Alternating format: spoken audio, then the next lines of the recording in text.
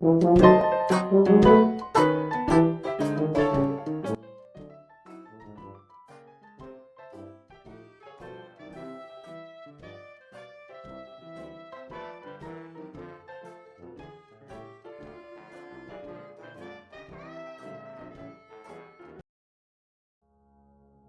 is Karsa, KarsaKKWx. Karsa is my name, KKWx is my empire.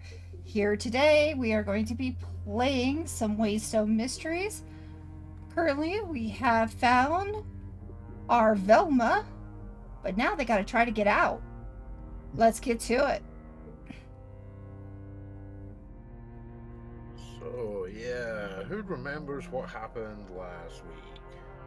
Oh, in addition to Velma, we acquired a 1% of my power Shaggy, so the rest of us aren't needed anymore. Pretty much. Wow. Meme.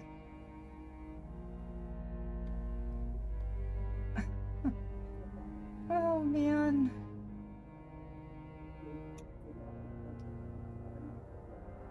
Anybody else want to help with the information? If I remember correctly, last we knew, we were trying to get pieces for a ship. Whatever it was got super upset about us mentioning that. Right. And that's all I can kind of remember after that. Because I know we were about to start looking, and then that's when the to be continued transitioned.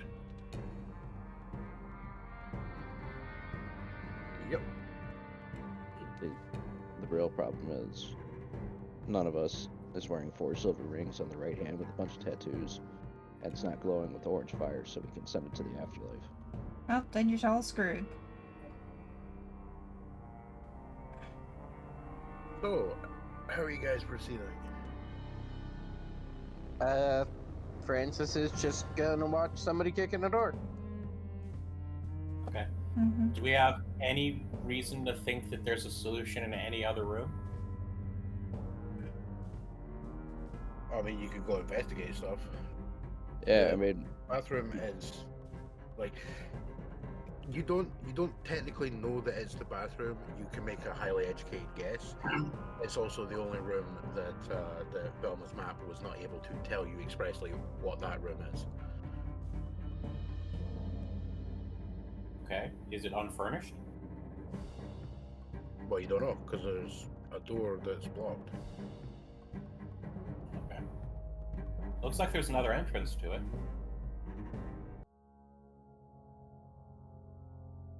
I mean, for the purposes of it, both are blocked. Okay.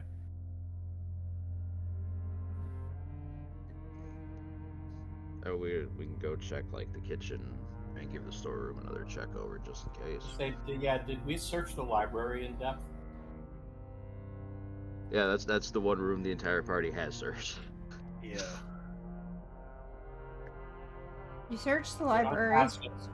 Good on past us for thinking that through. Yeah. All right.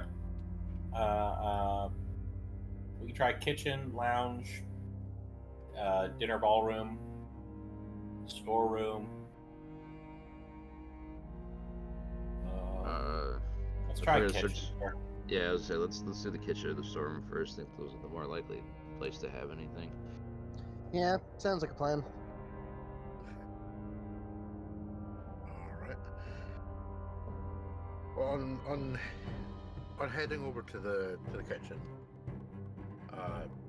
start searching through stuff, and for the most part, it's just generic kitchen stuff. You know, there's rusted utensils. There's a few drawers that take a bit of oomph to pull open. You know, it's the standard stuff. You know, there's a drawer you yank open and suddenly gets stabbed in the sleeve by like way too many overly sharp and rusted forks. Everything then clatters to the ground. Oh, look, a grapefruit spoon. Arguing about this? Nathaniel is just going to try and kick open the door. Hey! That's diabolical. Man. Hey, you know what? No. Fuck you.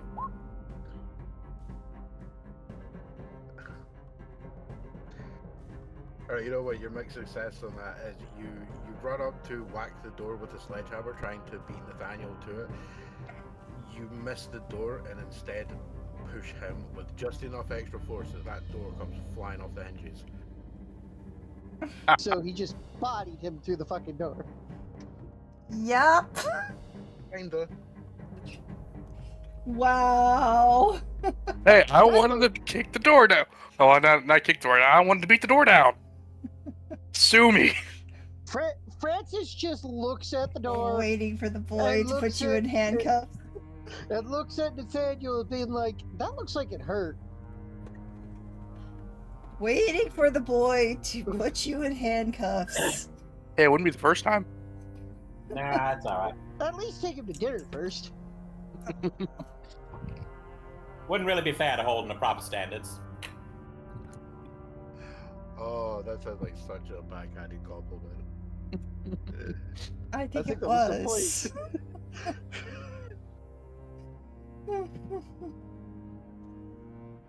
What's in the bathroom?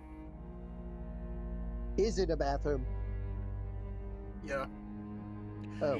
It's a bathroom. As soon as they, cause when I'm saying the door comes off its hinges, like it comes off its hinges, the padlock on the other side holds though, so the door kind of swings in violently against the inside wall in the wrong direction. And yeah, the first thing you all immediately notice is the stench. As it hits you in the face like a dump truck.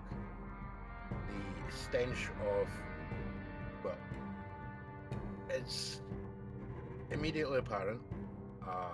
Very irony smell. So you can tell that there's blood has been spilled in this room. And then the stench of viscera and gore. To the point that you're definitely getting that like burning sensation in your nose. Like this place has been basically... what's a good metaphor for it? I don't know what's a good metaphor for it. Well, 90% of household accidents occur within the bathroom. True.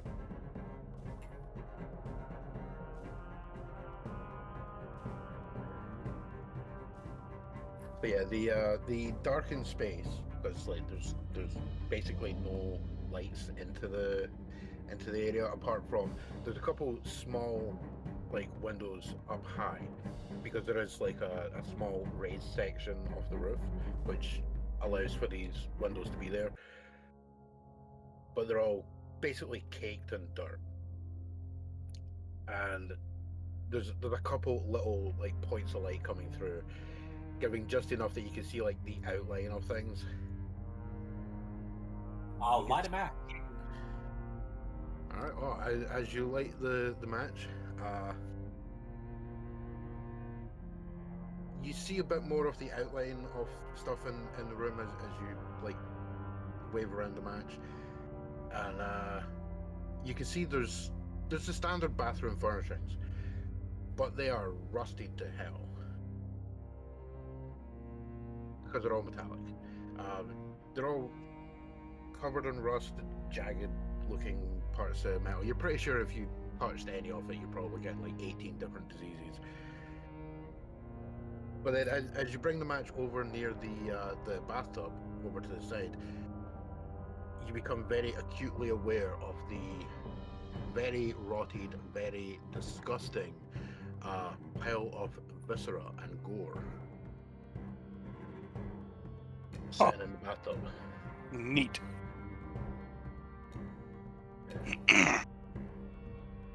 Why does that sound like you're trying to do an Alucard impression? Just a bit. Yeah, you go, I'm going to do something terrible. Could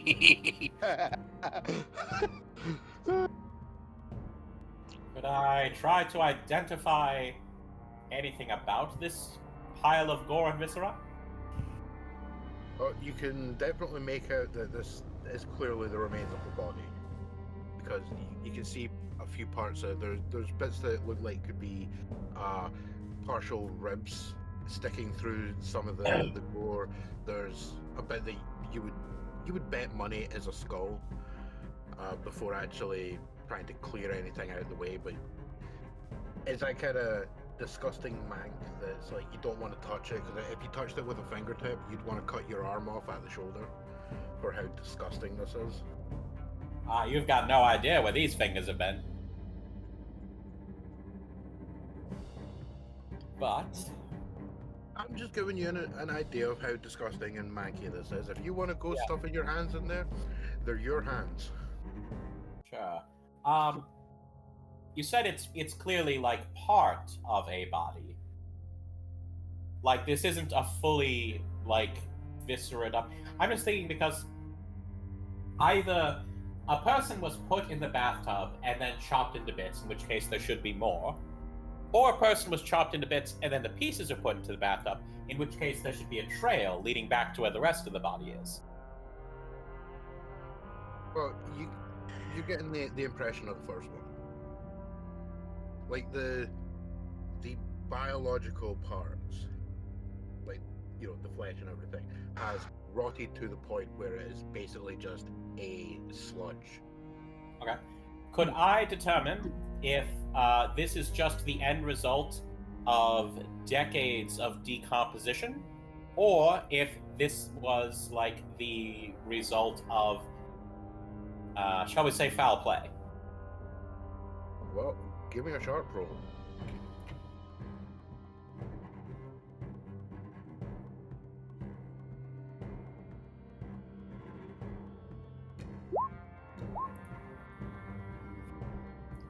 You definitely get the impression that this is kind of both.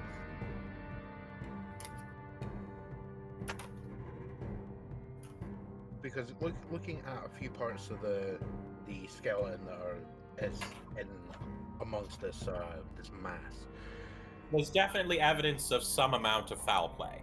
This wasn't a case of like someone just dying in there and, well, we're finding the body now 30 years later.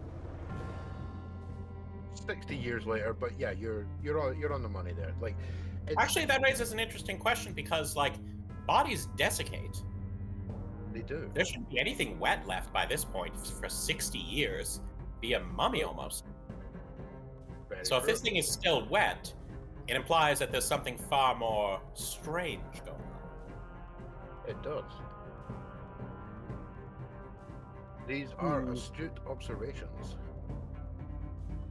See, my guess is this is Maxie Boy's wife. I was thinking the same thing.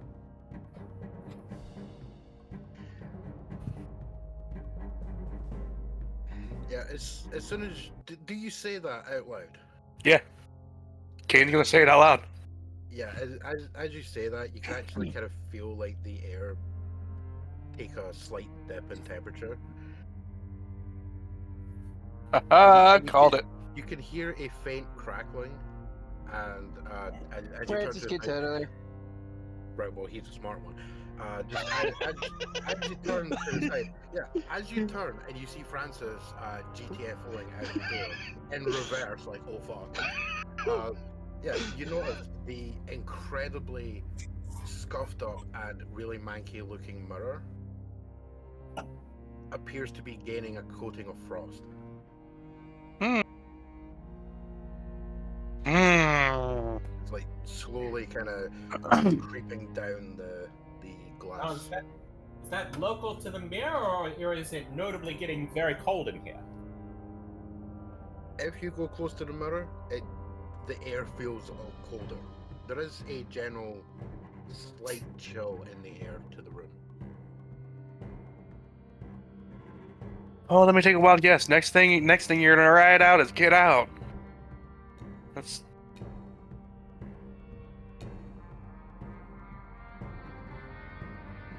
Does it actually write that? No, Okay, good. no, it throws a It's the rusty ghost. finger at you. Is the ghost hey. sulking? Because that's totally what the ghost was about to do. No, it's just things being annoyed and throwing a rusty razor in the direction of Cain. Okay, fine. It's not like full-on poltergeist trying to murder. It's just like, it gives you the impression of like, you know, when a cat is sitting there and it's nudging something and you're like, don't do that, don't you fucking do it, and then the cat looks at you and then looks back and just nudges the thing. It's Out of that spite. kind of impression. Yeah. It's just the annoyed spite. I'm like, yeah, uh-huh.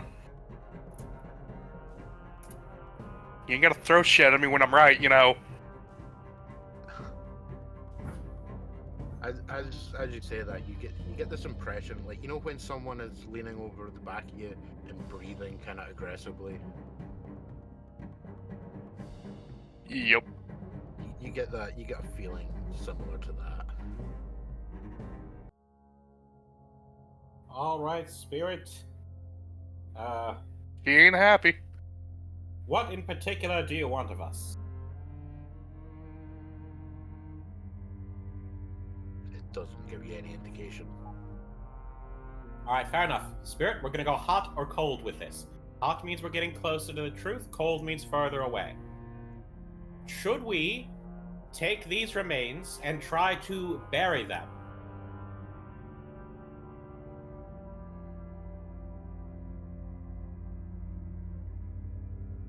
I'm waiting. I'm seeing. Like, do I suddenly feel hotter or colder?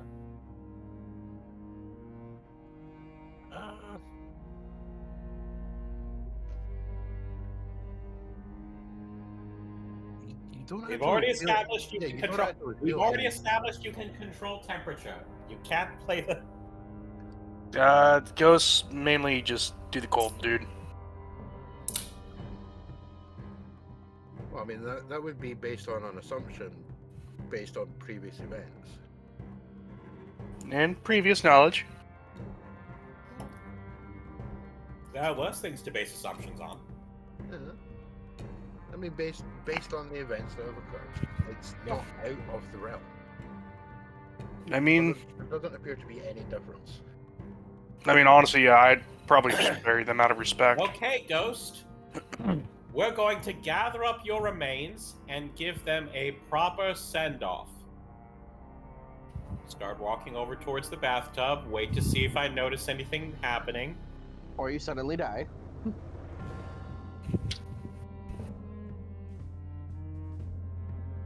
And if nothing happens, then I'm going... Okay. No, I'm saying nothing seems to happen. Perfect.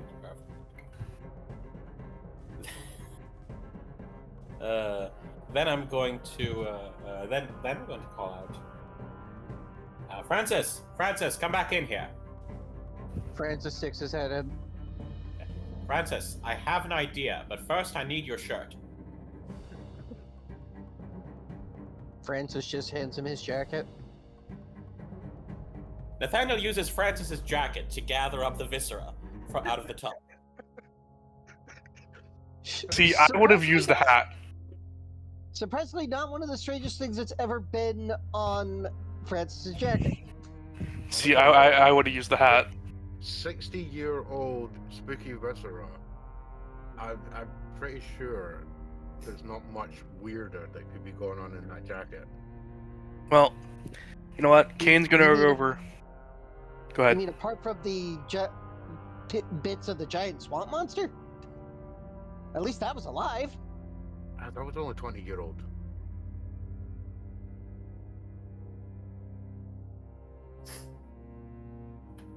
Well, Cain's gonna go over to the mirror. Uh-huh. And you know what? So, let me take a wild guess. You're still stuck here because either A, your body's here, or B, you're pissed off at your ex-husband, who's also still technically here.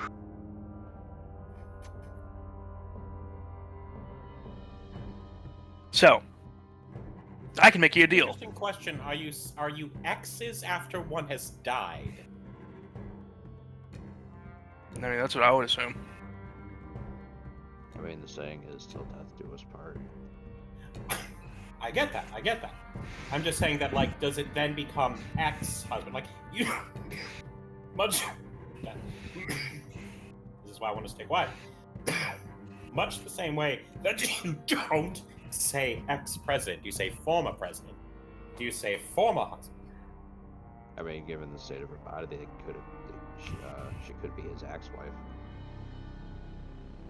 That is true. Very subtly and very carefully, as carrying the jacket full of viscera out, stop to give a very, very careful, so as not to spill any, high five to Elle. You'll get one.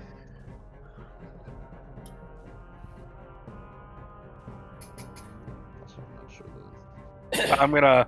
Kane's gonna look at the mirror, see if there's any writing on it. Because I mean, that would be at least a way to communicate. No. Okay. No, it just continues the kind of creepy. Depending on how you look at the ice forming on the glass, at the right angle, it could kind of look like fingers. Fair. Is the mirror a medicine cabinet?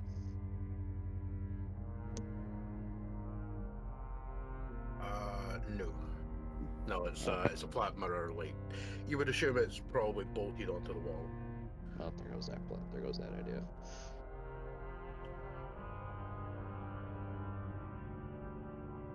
Let me know when I reach as far outside as we can get with the jacket full of viscera.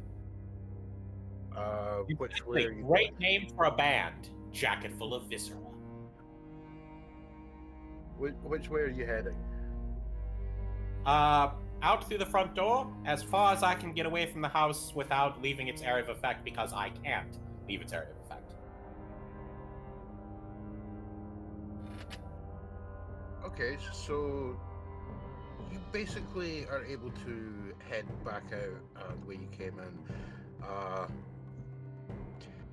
However, as you're passing the... what do I describe it as? The remains of the old stable.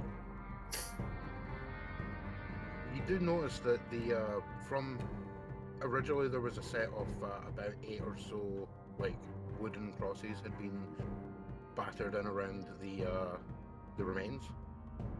Oh yeah, I do remember wooden crosses. Yeah. You're suddenly acutely aware that the red sashes that were on the crosses are no longer there.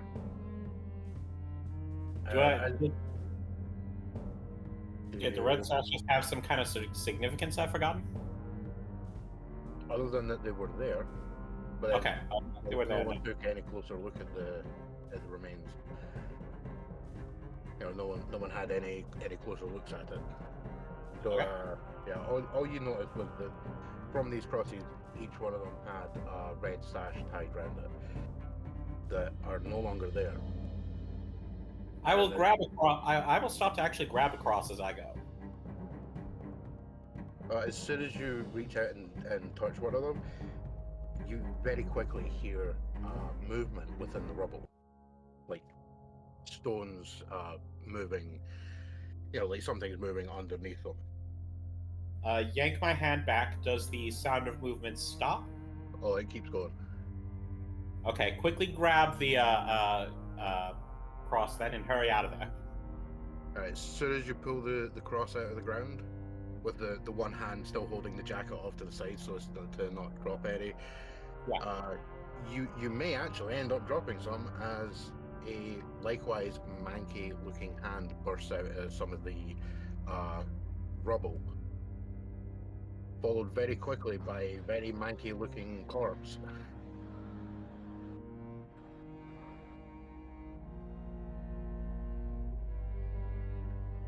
Wow. Well, that happened.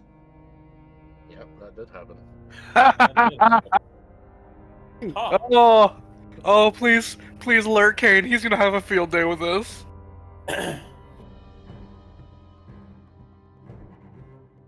What was the name of the wife again? I'm sorry. I just.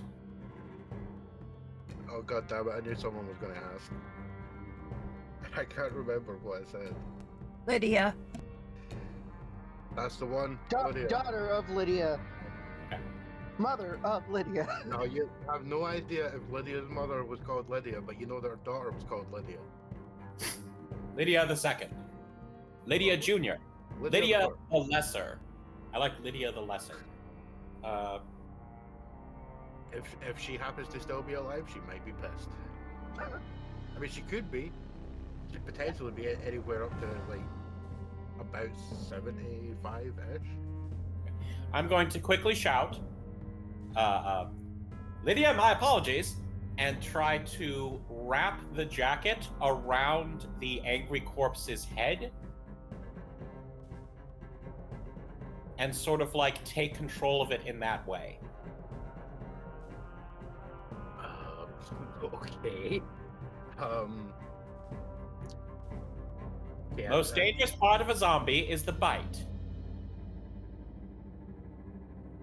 Well, I mean, to be fair, I love this. That be established for another like 40 years. yeah, so something like that. It's going to be a while till Night of the Living Dead. Zombie infection starts. This is why but I've seen these movies. We talked about this.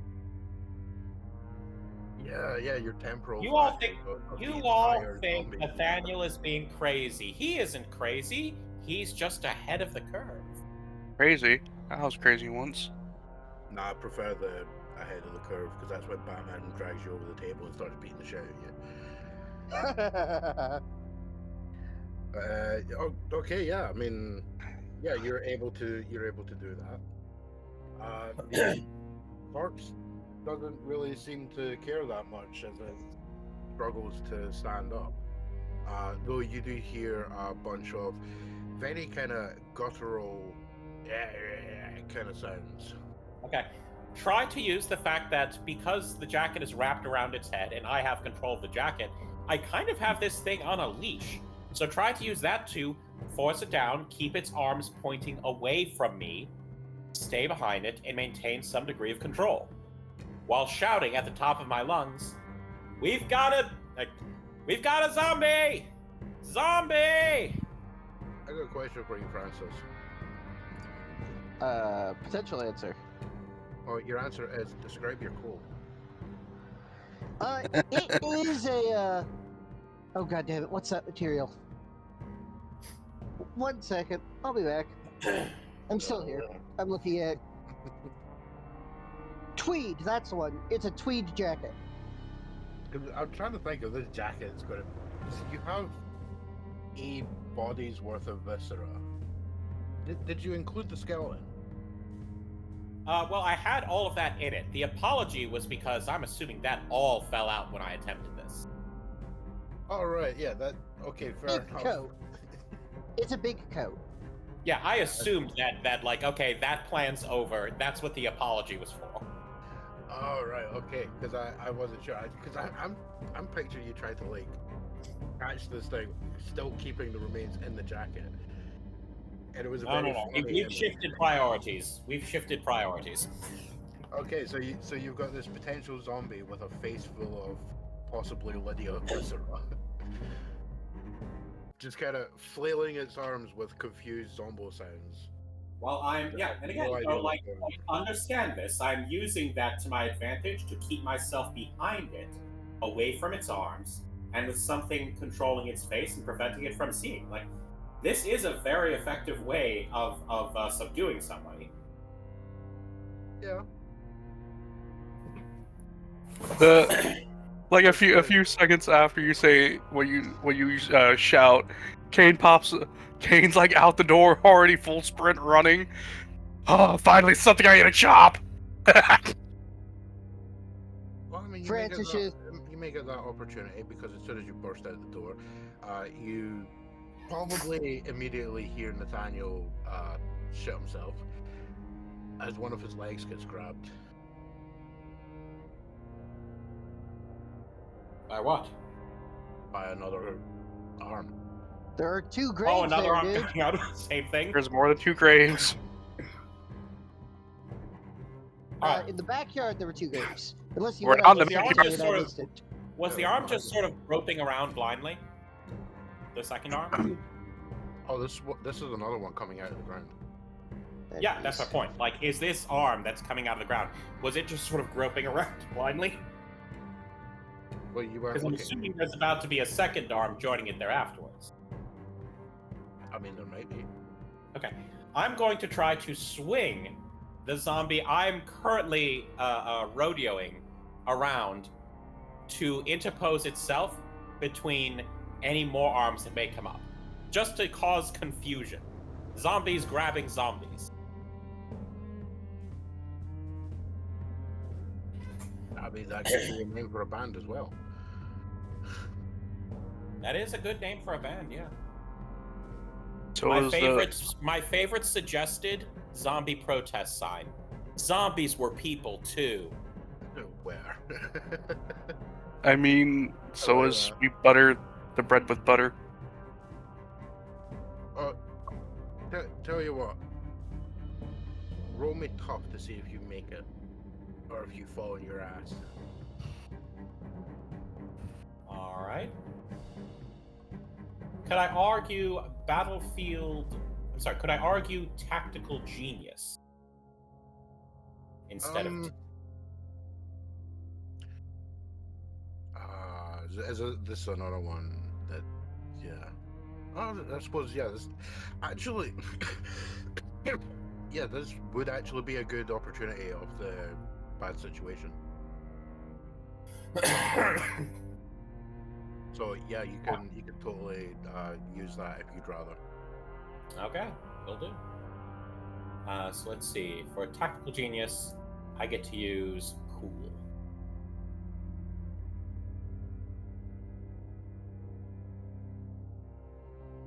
Wait, hold on. Let me just. No.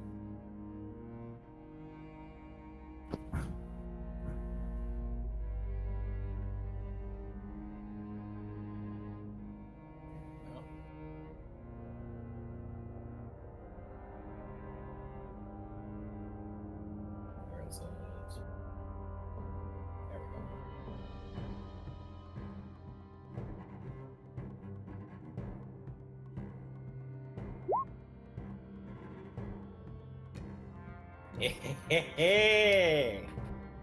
Nice.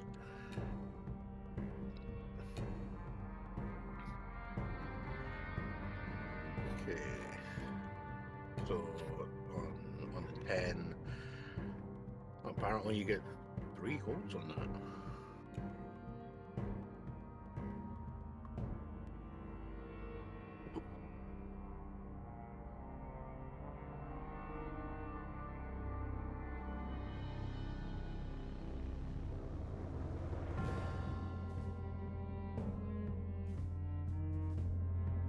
All right. Well, what happens? Does that describe what I want to do? You said roll tough, later amended to read a bad situation, and that was the result. Yeah, I mean, to be fair, my brain immediately said, "Oh, roll that," because that's like the skill thing. But you know, No, that's fine. I'm not complaining about that. I'm just saying that, like, I said what I was trying to do. You told me to roll. I rolled. yeah, And those are the results. What happens? You know what? That would actually have been more an act under pressure, but I mean, it's effectively the same roll for you anyway, because it's you roll cool on that. Sure. So yeah, I mean, you can do exactly as you wanted. You can easily swing the thing around because due to your tactical genius, you're aware of your feet and everything. You know, you're aware of where you're planting yourself.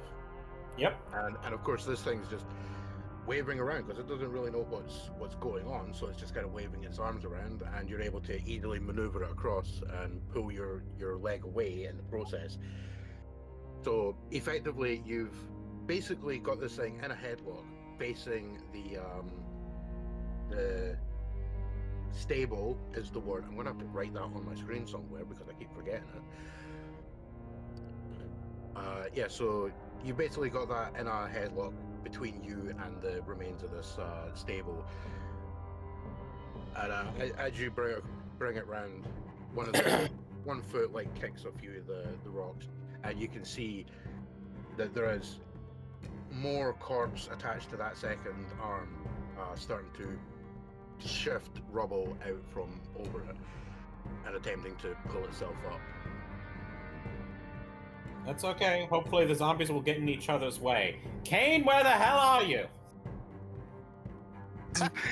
Kane's already like you hear a hammer hit the side of the wall back of the house as Kane, and then just full on sprint running as Cain just runs behind you, jumps over you, slamming the sword down through the tweed jacket in the zombie. Yes, stab it again. I'm gonna check something real quick.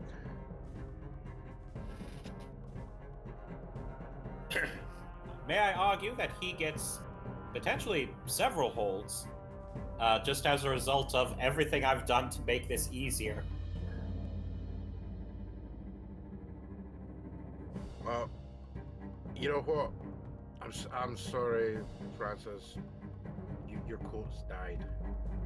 Makes sense. Don't worry, I have more. I'll just let you borrow Kane's jacket for the time being. He doesn't really need it. How much armor did your jacket provide? I think like 1. Yeah, same with mine. It's better than nothing, my guy. Fair. Alright, yeah. As you hop over and bring the sword down, you look cleanly straight through it, and it stops flailing. Ah! Still cut off the head and it stops again. Well, the different ones that I've ran into, but still.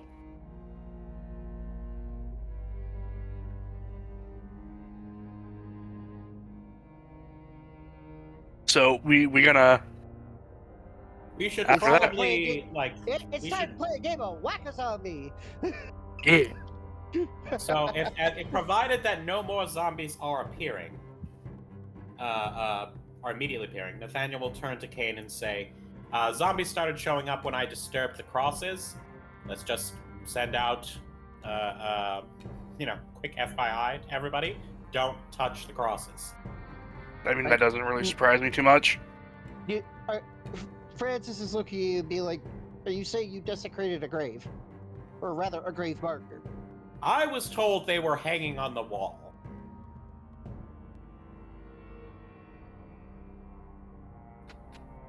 Looks Wait, at the what? cemetery.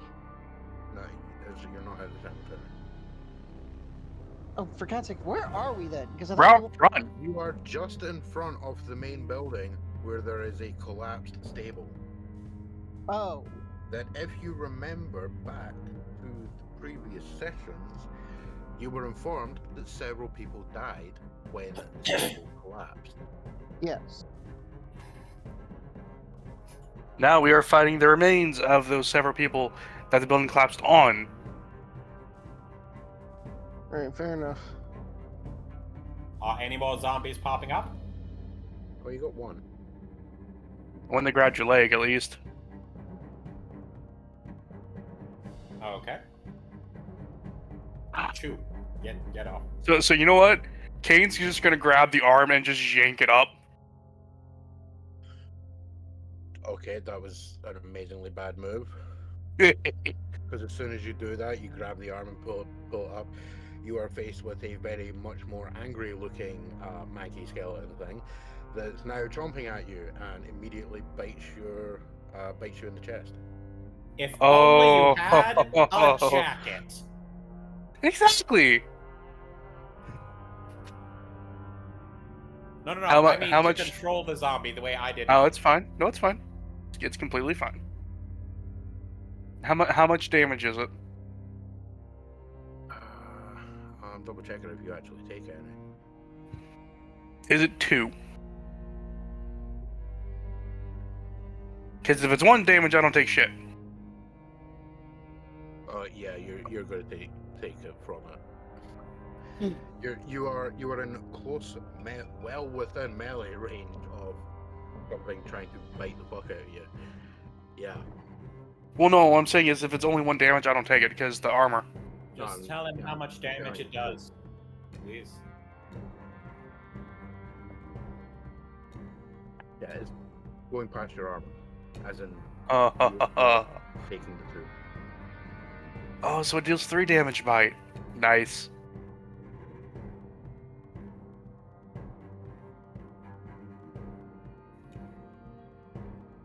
But you know, this is where the fun begins. I'm gonna throw it. You're gonna throw it. I'm gonna throw it. Where are you gonna throw it? I'm gonna legit just like tomahawk it, technically tomahawk it, like from its arm back into the stable.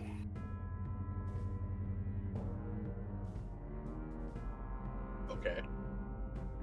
Are we not in the stable? Technically we're on the outside if I'm right. It's not a building that you can enter. It's a bunch of rubble on the ground in front of you. Yeah, oh, fair. Okay. So basically I'm tomahawking it back into the rubble. All right, you do so. You throw it in. In the process, the arm comes clean off.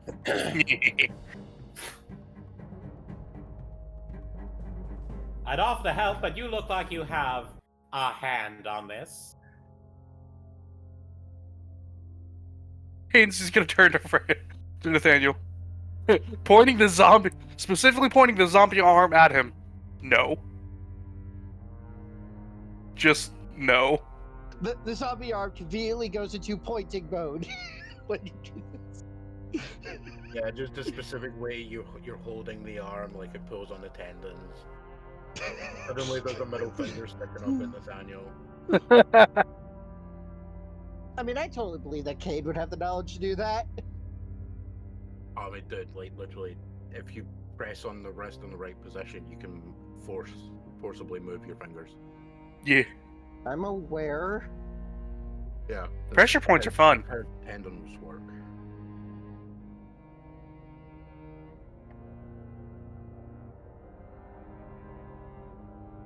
Pressure points are also fun. Although in that moment of icy, calm stillness, as you're pointing a zombo arm at Nathaniel and trying to figure out how to move its fingers with the tendons, you do become aware that there's a rather louder rubble moving sound. Yeah, I know. So with that, we're just gonna toss the arm behind me, turn back around, the sword pointing at the rubble.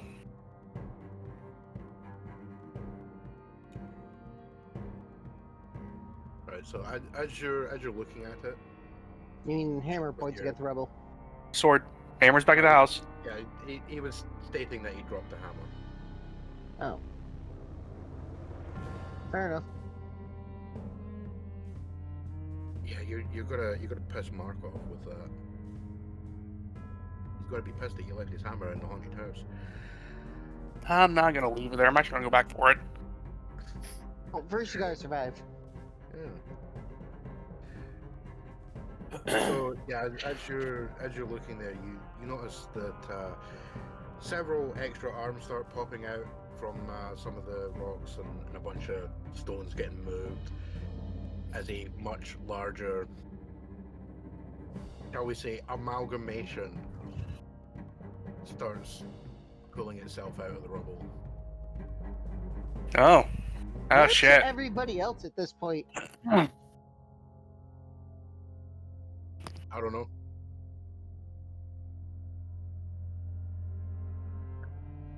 Well, fair enough. Hell, Velma, what are you guys doing? I don't know. What are you doing? Probably going to try and shoot a bitch. Oh well, somebody decided on their action. Go ahead. Where the hell is kick some ass? I lost the button. Oh, there it is.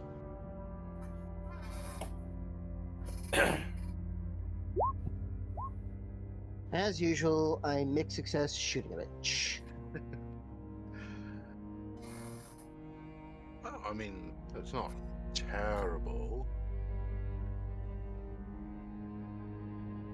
Well, at least it's not a failure. True. Let me just double check something here. Like, I'm behind everybody. And we've got Behemoth ahead of us.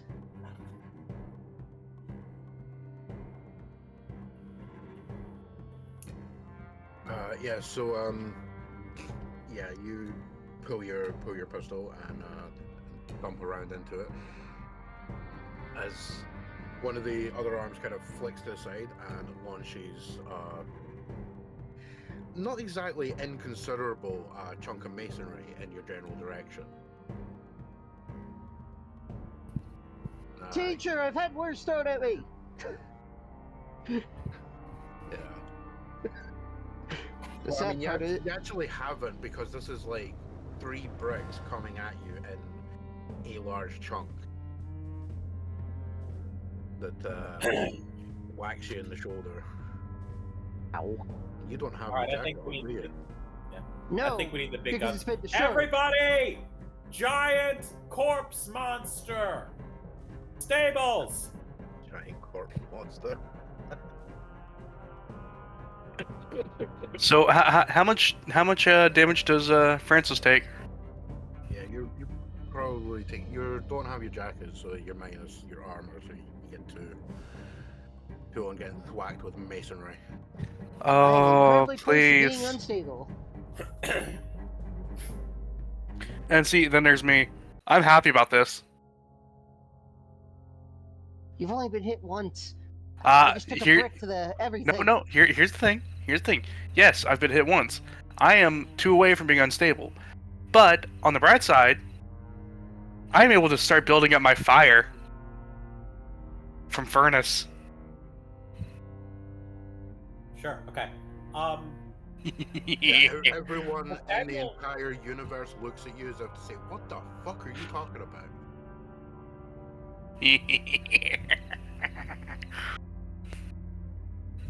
Okay. Nathaniel will use the fact that he was actually like a good distance away from this fire going on to put some more distance and pull out his submachine gun to try and light this thing up.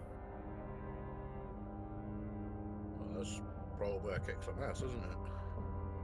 Indeed it is. You should probably roll that. Indeed I shall.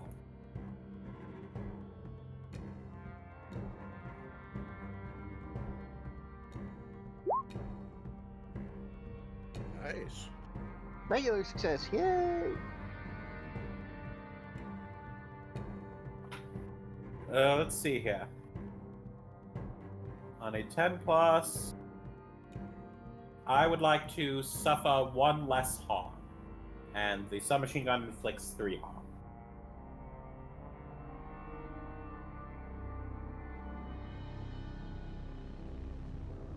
All right, yeah, that's. I was going to ask there, is that under the advanced, but it's not. It's under Nope. normal. Yep. How much did your gun do? 3. you 3 said? harm. Yep. 3 harm. I think all the advanced kicks and success and kicks mass does is that you choose 2 instead of 1. I don't know. I've yet to have any advancements in this game because, and I know I'm probably horrifically jinxing it by saying this, but I have not failed a roll in like the last 5 sessions. I know. Why do you think I keep letting you roll everything? All right, yeah, you unload into the creature as it's still pulling itself up, and yeah, there's bits and pieces getting blown off by several of the rounds as you effectively mag dump into it. I already apologized for moving the cross. Let it go.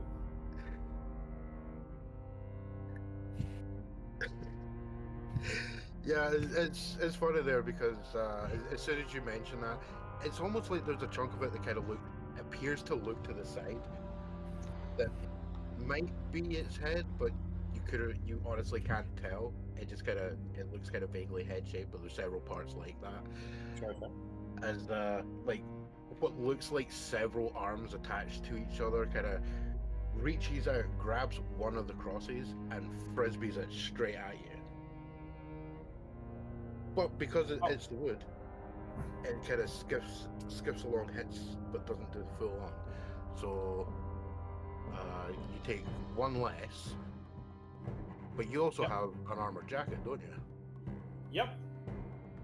All right, so you take one from that. I take none. Because I have an additional source of armor. Do you? Battlefield awareness. Take +1 armor to a max of 2 on top of whatever you get from your gear. All right, fair enough. All right, you would normally take 1 from getting beamed with that, but yeah. Oh, real mature.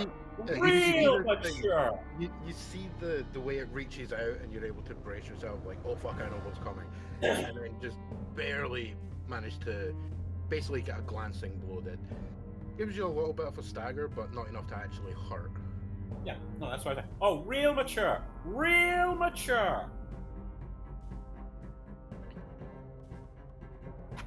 He's finally lost it. He's arguing with an undead. Velma. Finch. Why not? Yeah, well, we'll walk up and attempt to kill the thing. Go smite. Okay,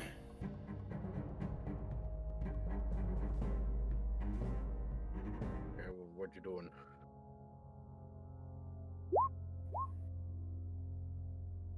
Can't Oh, get the shit. bad success, apparently. Do you actually get the advanced success? No, none of us do. You have I had to. a feeling. You have to take it basically as like your 6th advance, or anything past the 5th. But no, do what I always do. Inflict tremendous harm. We go for 4. Okay. What are you attacking it with? I'm assuming you're what? Yeah. You gotta know people real good. I mean, you know what they say, when a problem comes along, you should whip it. Yeah, you look out the whip and slash at it, and it clearly does not fucking like that. That's not You end up, supposed to. you end up slicing off like an entire chunk of it. Not a fan of New Wave? No, of course not. Just kind of this massive chunk just like drops to the side, and almost immediately the viscera making up the body of the thing just like melts into the rubble, leaving like some very manky looking bones sitting there. As one of the other arms tries to like whip a bunch more of the masonry and stones and stuff in your direction.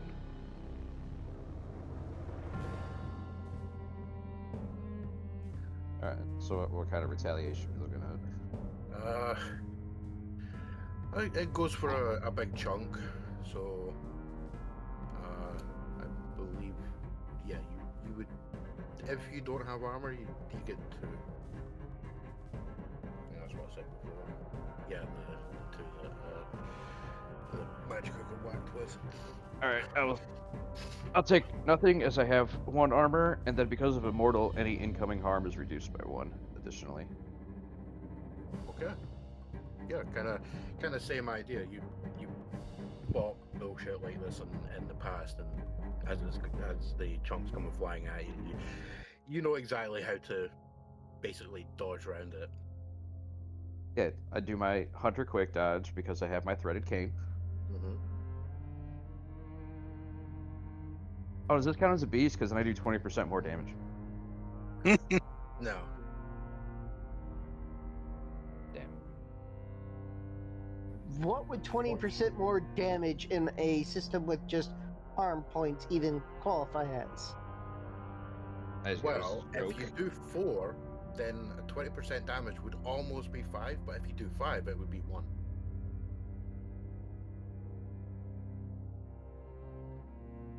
And we're just going to leave that to simmer. I mean, he's Eventually not you'll have wrong. a- He's not wrong, eventually you'll- guys. He's not wrong. Eventually, you'll have a mental break trying to figure that one out. I mean, are you doing stuff because you can? I'm kind of just at this point here, just kind of watching things unfold because I wouldn't know where to start, to be honest. You can try, if you have anything long range, you can try hitting it. All I have is, if I remember, let me look through my bags. You have a gun. I don't think I have one. No, I do. I think every playbook comes with a weapon. Oh, At least one. Sorry, don't mind me. I'm rummaging through my bag trying to find it. You're fine. Oh, yeah, here. I proceed to pull out the Magnum that I have. Sorry, that's just a great mental image. Like Velma just like, oh, all right. Like opens up the purse, starts going through stuff. And says, here, no, oh, here, just pulls out the giant Magnum. Like It's like, oh, wait, did I leave it in this pocket? No, not this pocket. Oh, I remember where I put it now. It's in this pocket. Yeah. See, to be fair, the thing it's is, just it's a good mental image. Funny. you guys have not seen the Magnum that Velma is toting. Like, if you can remember, describe your Magnum for the rest of the players. People on the stream, or not on the stream, but on the recording. This is essentially what Velma whips out of a bag. This big ass steampunk revolver. But what you gonna do with it? Because I'd imagine you're probably going to kick some ass. Yeah, right. Do that. Where would I find the kick-ass thing? It's under the Hunter Moves reference. So, what's it? Or it's the 5th I found skill. it. Yeah. I found Yeah. it. And then I'm assuming it wants the default tough thing. Unless you have a skill that changes that, I don't believe you do. I don't think I do. And then just do submit them, right? Yep. Failure. Oh well, at least I mean you get experience for that, so you can mark an experience. But yeah, you whip out this big ass gun, take aim, pull the trigger, and in the process drop the gun because of the kick. I mean, it is a Magnum. And then it suddenly occurs to you, like, shit, yeah, you haven't really spent that much time actually like firing this. So No, you if were anything, not expecting- yeah, all you're I not did was, expecting if it to anything, was have just that design much. it. Yeah, all I did was design it, never actually shoot it yet. Yeah. Cain tries shooting it. The fuck are you firing with this thing? Like, it even kicks him back a little bit. I'm like, Cain's be like, what the hell? Velma's behind you, I think. Don't you mean it kicks you forward? No, it'd be future He's thing. talking a hypothetical. Fair enough. But I think it is the Zumbo's turn. No. Nope. Oh. Remember, they don't get turns. Oh yeah. So if you don't mind, I'll go because I has an idea. We gonna kick some ass. Give me 1 second here, 'cause Okay. let's get rid Okay, of it. your idea was to do what we were doing anyway. This is like Yes. It's a great idea. SAO abridged. I have developed a genius plan. Group up and hit it till it dies. Oh no. My plan is a little bit different. See, my plan involves hitting it harder. I mean, that sounds like his plan, just with extra steps. Yeah. I mean, that just sounds exactly like. Oh my god, I forgot his name. We can hit it harder. I'm gonna try to at least. Yeah, go. Oh, shit. I am gonna use the luck on that because fuck it.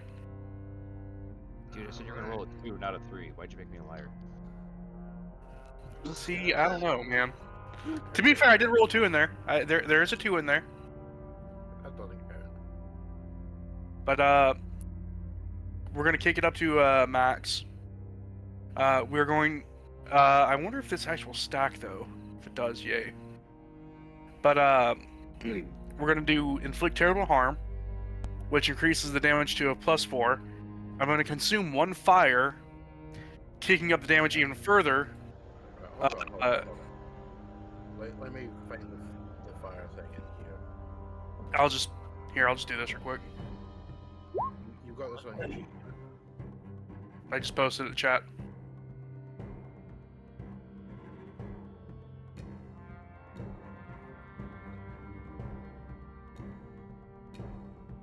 So me getting 2 harm was good for you.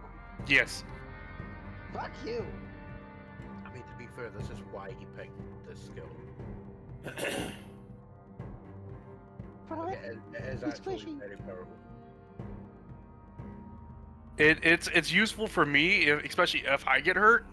It's useful for me if other players get hurt, and I can use that to not only protect other players, but also cause a lot of damage.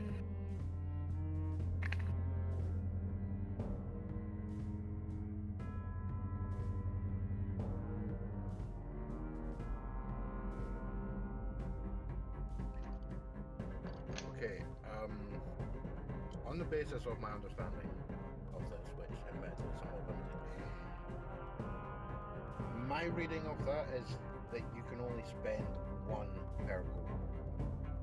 Yep. And that's what I'm doing. I'm only spending 1 fire, and with the advanced success, because of the luck I used. Don't get an advanced success. I mean, he still gets the benefits of the basic one, which he can pick to inflict terrible harm. And that's what I'm doing. 5 harm. Right. Okay. It's just in case you were I know. trying to go for something under the advanced. Nope. Right. That's fair.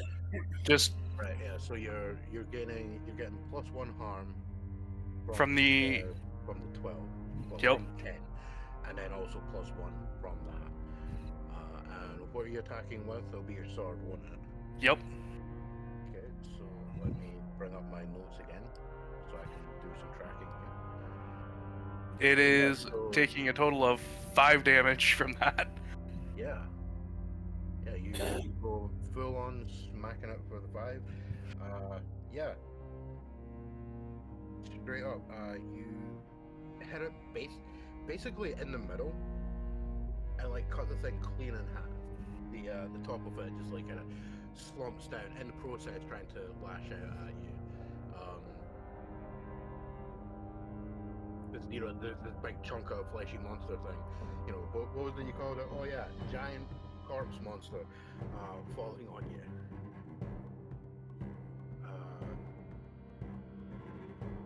What's your armor? 1. Okay.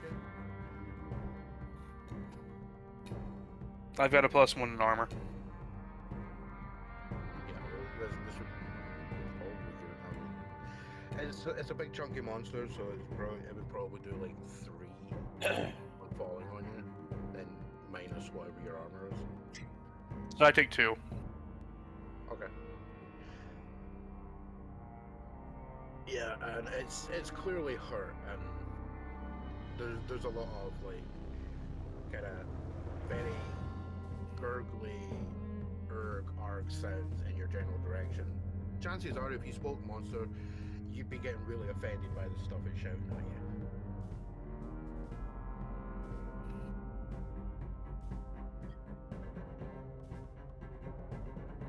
at you. Now, it's hurt. Is it dead? Or rather, re-dead? Well, I mean, if you were in a library, it could be well read. No, that's 10 I feet mean, up. it's still going. Okay. Yeah, I don't know if this thing has the reach to make it to the library. I mean, maybe. You potentially give it some assistance. In that case, as it is trying to climb back to its feet, Nathaniel will step forward, and unload directly into its ugly faces.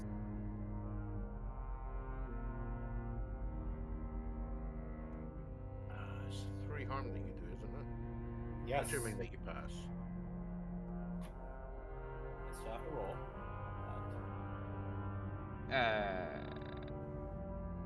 That's all I got.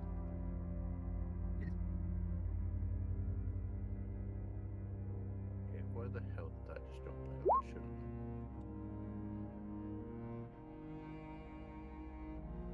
It is, in fact, I believe, 3 harm that he does. Yeah, Yep. but the main thing is, I like to double check on the stuff to make sure that Sure. I'm keeping my numbers correct. Sure. Because my numbers are the ones that determine how long this goes. Yep.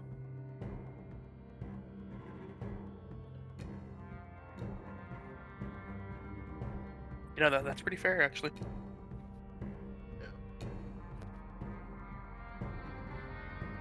Yeah, so yeah, you basically mag dump this thing in the face again, and it really doesn't like that. And you know, again, basically you sort of like bullet hose a hole through it, but the limbs are still kind of flailing back and forth, trying to whip at you, and one of them whips around, attempting to basically try and slash at your face, attempting to hit you with 2 harm and a solid attempt at giving you a gnarly scar. Wait, is it hitting me with 2 harm? It's going at you with 2 harm minus your armor. Okay. In that case, I will take no harm.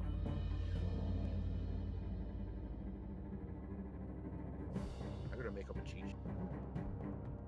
Okay, so the thing is still kicking and flailing.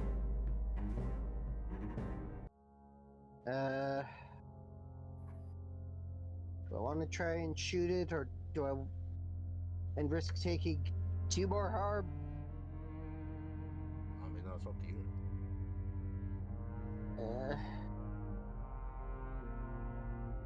I mean, keep in mind, running is always an option.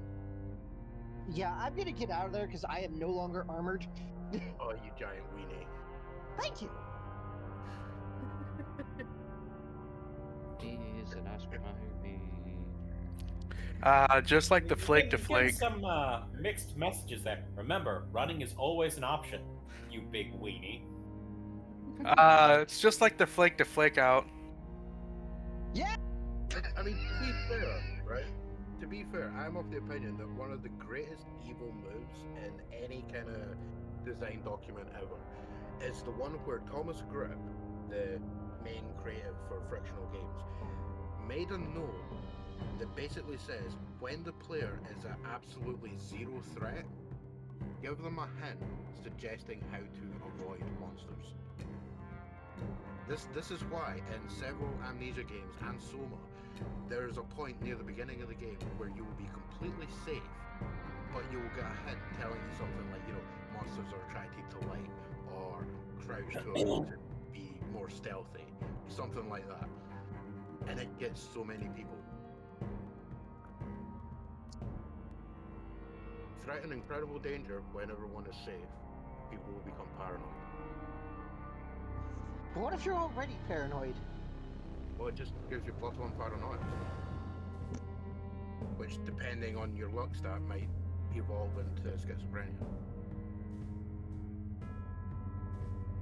Remember, the weighted companion cube will not, in fact, threaten to stab you and cannot speak. Yeah, and it's the fact that it's the threat of violence is suggested prior to saying it cannot speak.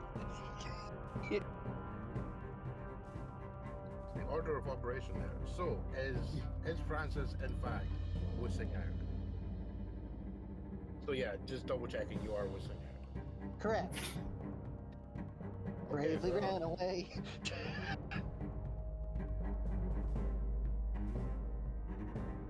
Francis has not realized how painful shit is without his jacket. You know, he's a flake. He's too flaky. Flakes. Like I said, the flake is being a flake and flaking out. Yeah. Wait, have cornflakes been invented yet? For the remaining two, what are your names? We continue to treat this thing like he's Mitsurugi. You're gonna whip it. Yeah. All right. Yeah. Again, going for the whip attack and attacking something that looks vulnerable. I mean, of course, the entire thing looks very fleshy and vulnerable.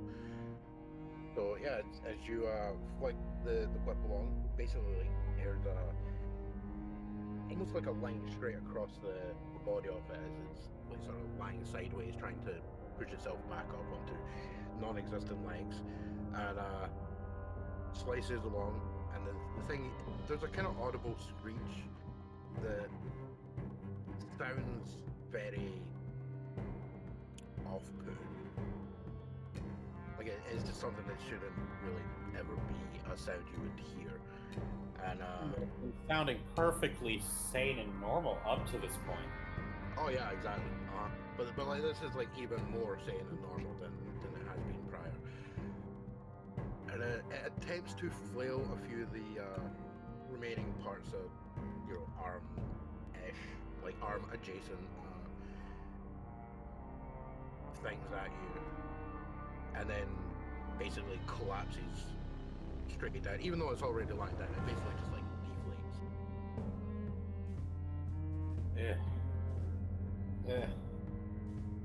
And then all of the remaining fleshy parts just kind of like start to. It's almost like a sped up decomposition of like just kind of warping off. Parts of it kind of sinking back into the mangled masonry and everything, leaving a very smashed up, painful looking multi-skeletal thing. It looks like probably 4 or 5 people's skeletons, like just haphazardly mushed together. And Cain's just laying on the ground. Zombie! Golem! All this for a fucking cross. Francis will. Jumping out of the hole in the wall felt nicer than this.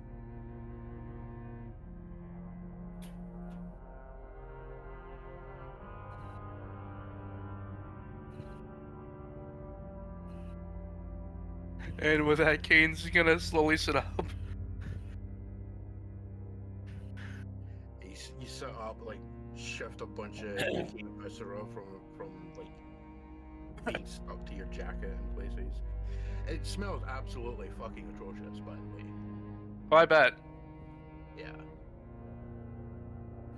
Cain's gonna poke the wound at his chest. Ow. Ow. Ow. Probably stop doing that. See, I'm Cain, actually doing it. this is why you should have used a jacket.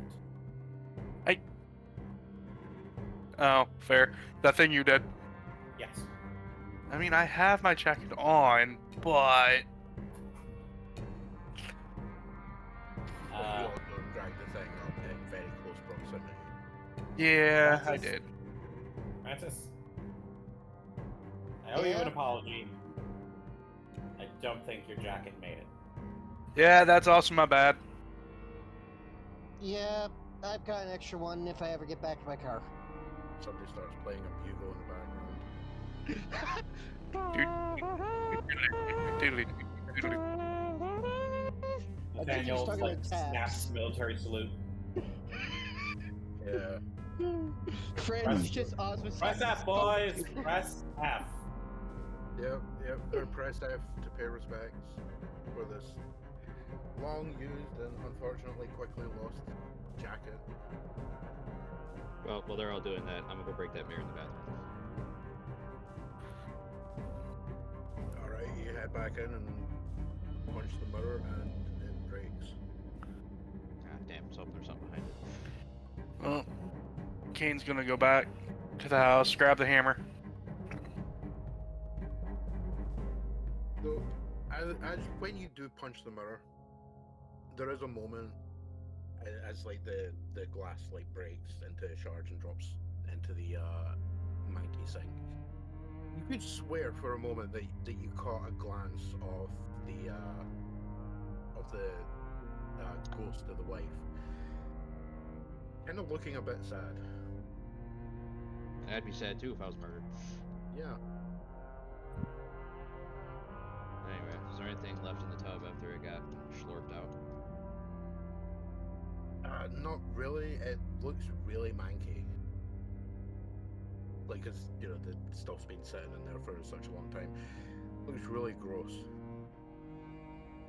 But you do notice that the tub is raised slightly. And there is a space under it. Yeah, as you're having a look around. So it's one of those tubs with like the lion feet or whatever. No, they're duck feet actually.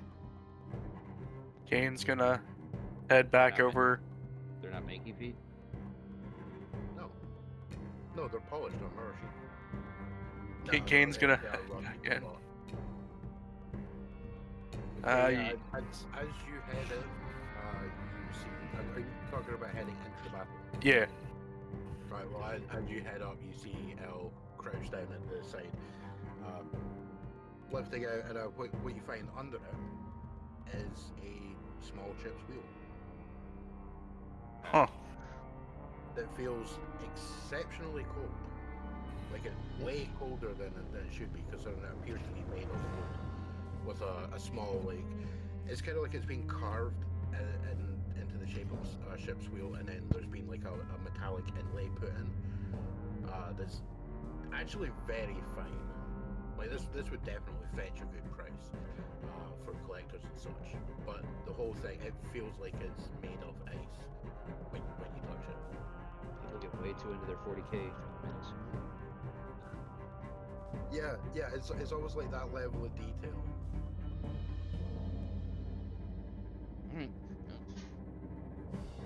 Pick it up, head back over to the ship.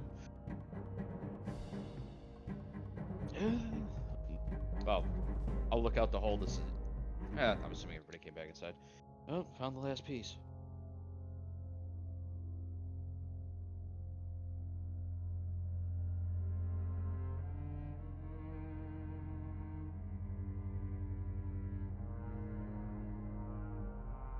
Oh, nobody's trying to stop me, so I'm gonna put it in there. Okay. I was muted the entire time. I didn't realize it. Well, too late now. Yep. I was Actually, gonna see yeah. if we could take a breather. But fuck it, let's go! Okay, so yeah, you brought this thing in.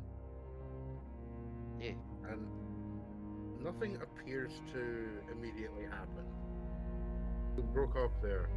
Elle was heading for the bedroom to check if anything was different. To which case, yes, something is different in the bedroom. As soon as you walk in, you immediately notice that the bed has moved, and there appears to be like a trap door underneath. Well, that's not what Elle was coming to look at, but this will be like, easier than I thought. Has anything changed with the hanging tree? Not that you can notice from that Alright. distance. It doesn't look like there's anything changed. Alright, back to ignoring it. Well, found the basement. Ooh. Yeah, it was a good idea to go down the creep basement. Oh, of course. Honestly, we're in a haunted house. At some point, we were going to go into the creepy basement. I mean, we didn't have to.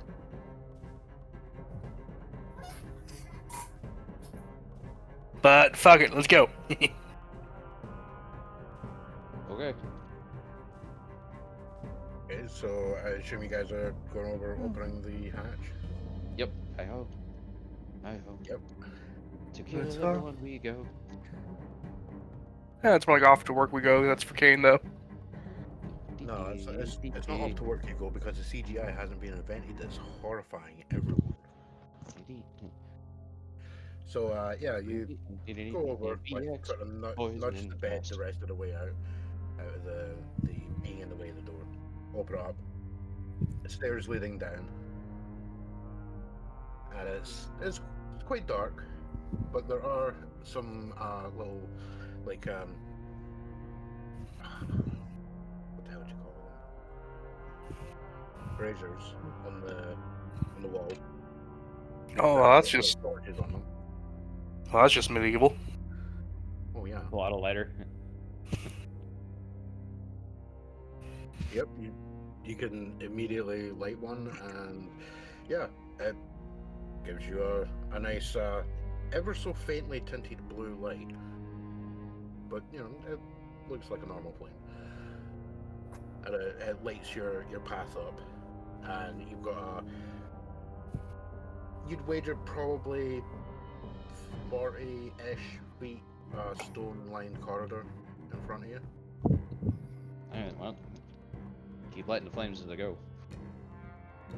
Alright, so based on your understanding of the location, when you go down the stairs, you're now sort of facing south on the map. So as you head down, you follow the corridor down. There's a T-junction. One side is completely which actually lines up with the hole between the lounge and the bedroom, where a whole bunch of masonry and everything is collapsed in that corner. But off to the side, there's a door that's partly open, and as you're lighting one of the torches, it casts enough light into that room that you can make out the edge of what appears to be a stack of boxes. A storage room? In the basement. How dare they? It's shocking. It is. It is a crime against nature. I see why they want to Exactly. burn this place down now. Yeah, I mean, I'm pretty sure if you went in there, they probably don't even have planning permission. Oh my. Cain's gonna kick the door open. Well, somebody better grab Cain because he's about to get knocked out by the vapors. What? Because he's going to be so offended by the storeroom that he uncovers. Yes, it's like walking into that room from Indiana Jones. It's just lines of shelving units covered in boxes. Told you not to wear the corset, Cain. Yeah, hey, Being looked after by top men. Top.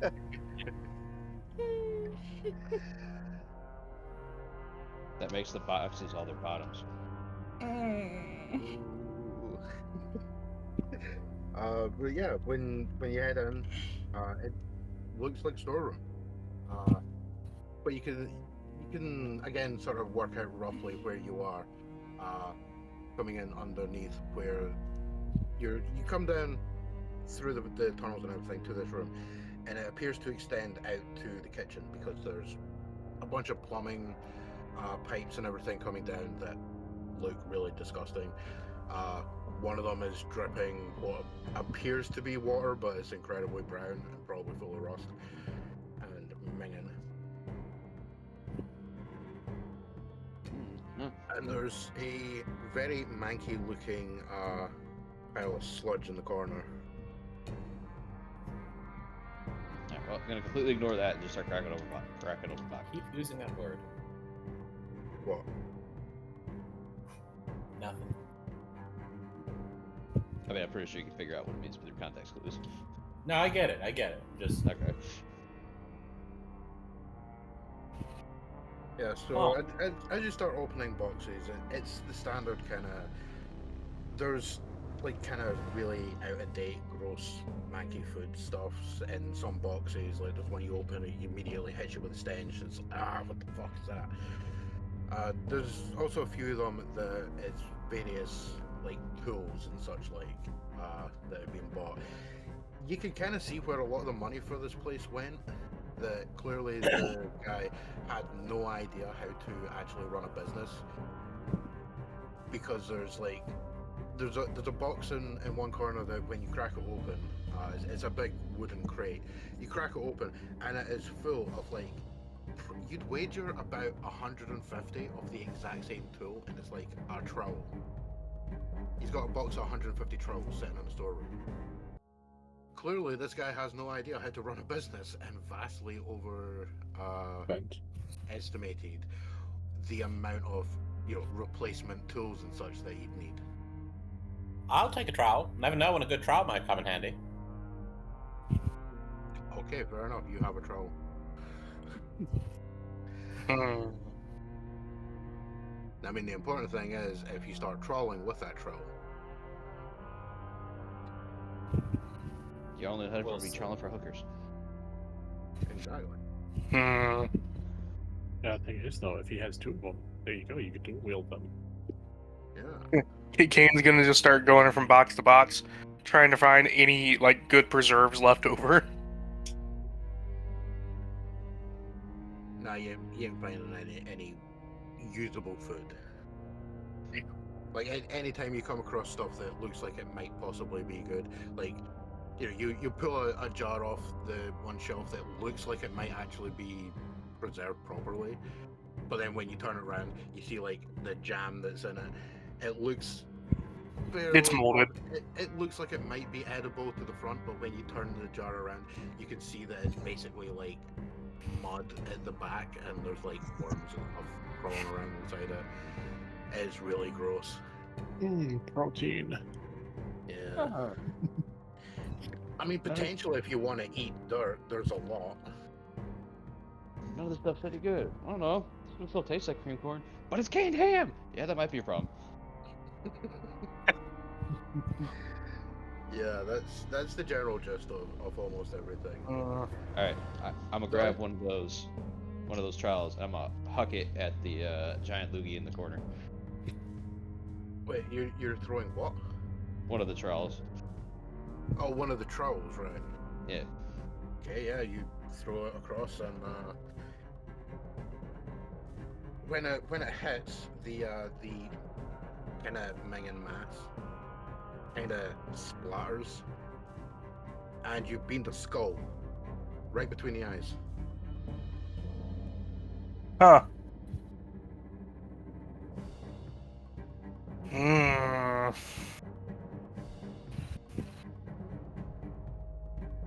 You know, I'm starting to be really grateful that I pulled this stuff out now. That I brought in the Molotovs. I'm really glad I brought those in now. I go get a clean trowel because there's a lot of them, so why not? Yep. We're gonna walk over and scoop up the skull. Oops. It's a skull. Although on close inspection, are you inspecting it? Yeah, because I plan on taking it outside. Alright. It's kind of clear on having a look at it, because the part of the jaw is like broken, kind of hanging off to the side, like it's kind of being caught up in its position. It becomes very apparent that this has got fairly recent dental work. In terms of if this was a 65-year-old skull, there are certain marks on the teeth that just wouldn't have been done 65 years prior in dentistry. Well, here's one of the people that gone missing. Is the skull attached to anything, or just sort of loosely stuck in there? It appears... You know what? Somebody give me a sharp roll. Hey. Fuck it, I got you. No. Hey, I got a +1 in sharp. Well, I mean, yeah. Francis did say first, and he gets it straight up. Yeah. Yeah. You immediately know that the amount of like sort of disgusting rot around the skull is slightly more than you would expect from like the fleshiness of a severed head. Mhm. I mean, it was Well, Nathaniel's question. Yeah, but you're asking the question out loud, aren't you? I'm asking a question to the voices, but fair enough. Because I do speak to the voices out loud. Yes, we know. It's why we're starting to think you're crazy. No, that's why you've just been Crazy. answering him. So yeah, well, I mean, yeah. So you can guess that this is. It looks like it might be a little bit more, but then you'd wager that it's probably like mold over time, because the basement is a little bit dank. So it's not overly the amount that you would expect to be around the skull. Boy. Just breathing in all that black mold. Never say anything about black mold. I know. I'm currently making a counter for how many turns it is until I take control of you due to cordyceps. Ooh. I mean, what?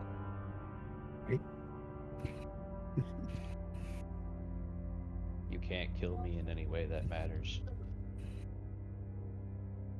I mean, this is that thing. Steps 2 through 10 are never explained. But what about 2 through 12? Well, no, because you don't have the advanced success. Damn, need you that right. improvement before you can get the 12. Damn, you right. Alright. Well,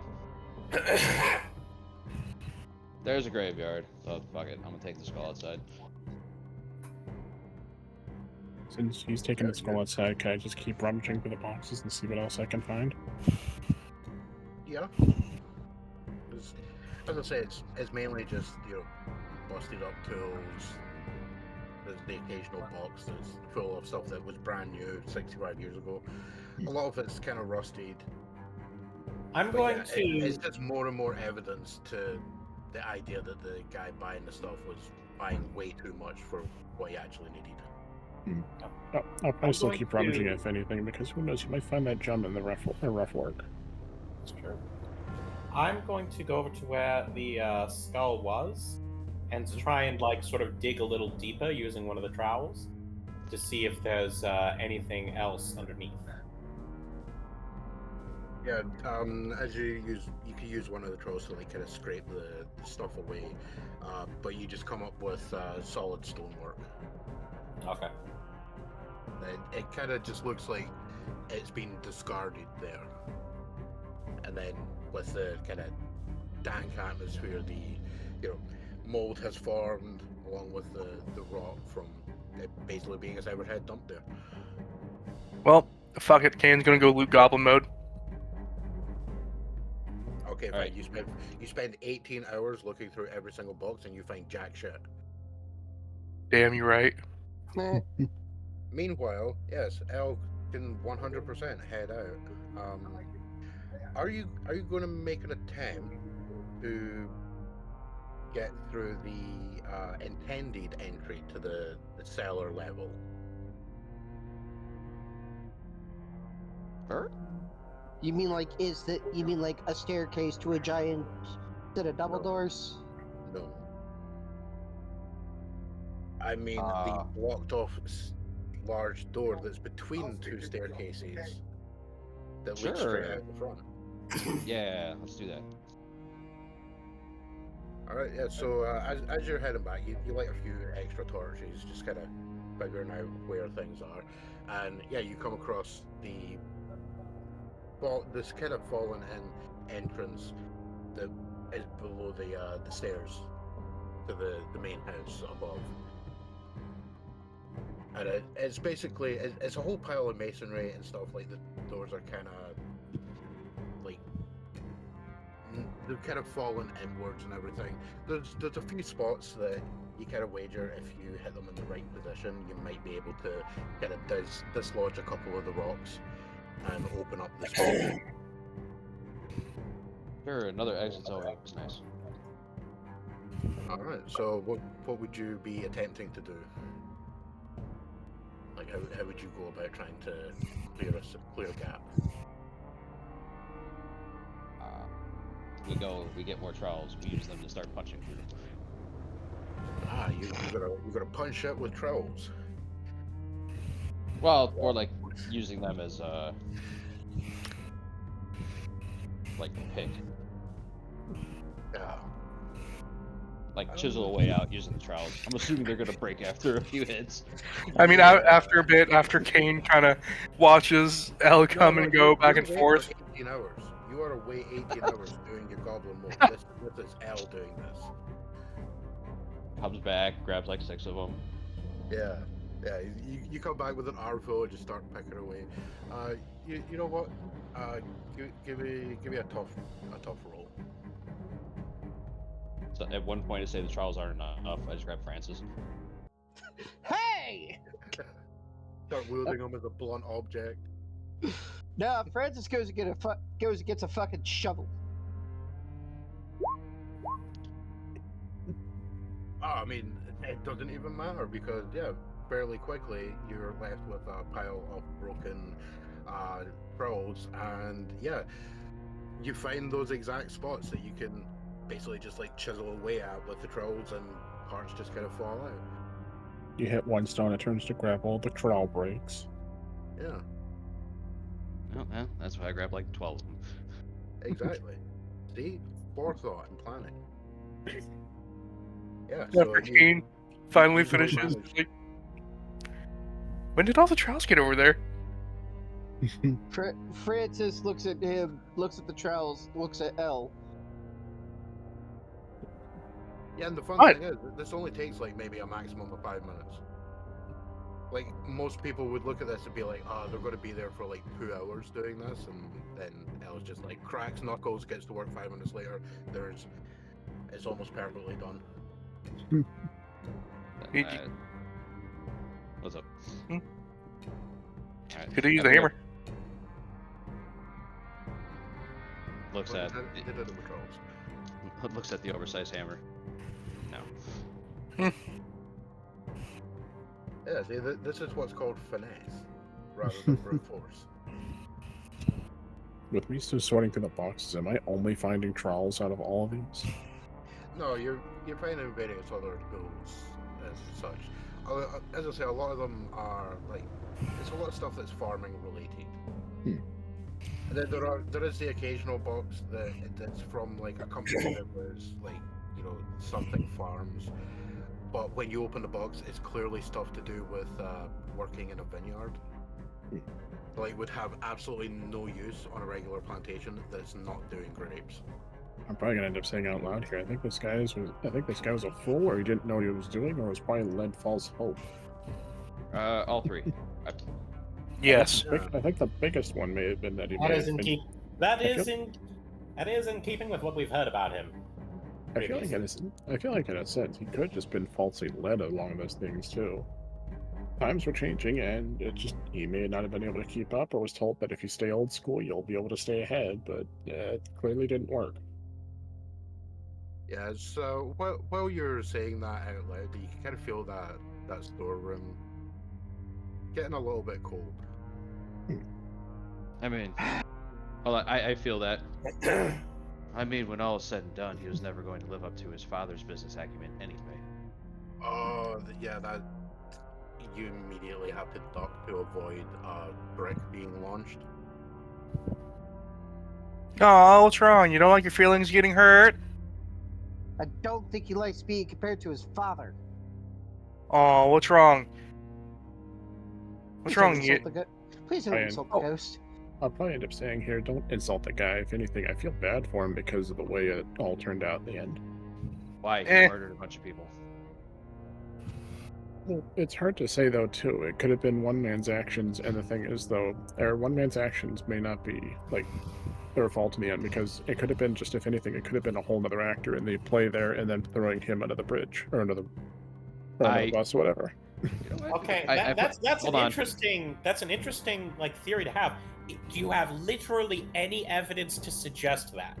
Well, it's more of a theory, if anything, because Even the tiniest bit of evidence to suggest that, well, Hold that's on. what I'm saying. Is like, if as anything, it's just opposed more to of a theory. all So. of the evidence suggesting that he did murder all of those people. Well, But no, as sure as no, you're aware, though, too, as he you could have were been talking- framed. See, as you're talking about, it does become apparent to some people that the room is getting incredibly cold. To the point that ice Francis is starting just- to form across almost Yeah, all Francis the surface. just looks wherever the ice is forming the strongest, be like, I apologize for them, why? and then I'm try- just gets the fuck out of there. No, you don't. You don't apologize for me. I want him to manifest.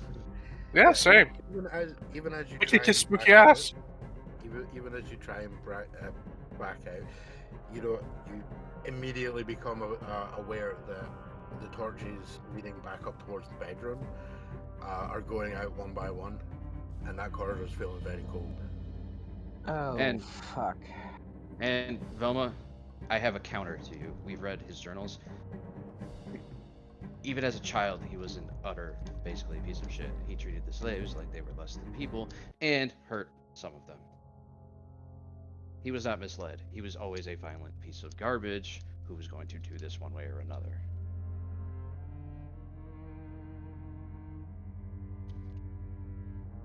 But the thing is, though, that hatred had to come from somewhere, though. Like, what caused it to grow, or what caused it to stem into that?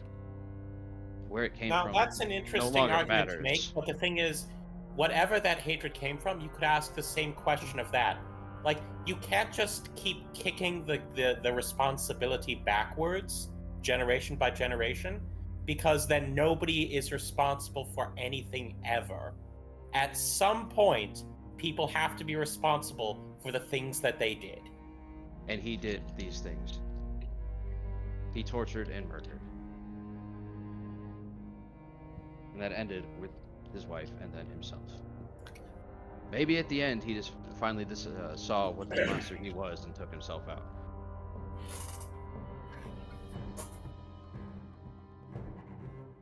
But with everything that happened, his ghost still lingers. That malevolence still lingers, and it has to be dealt with.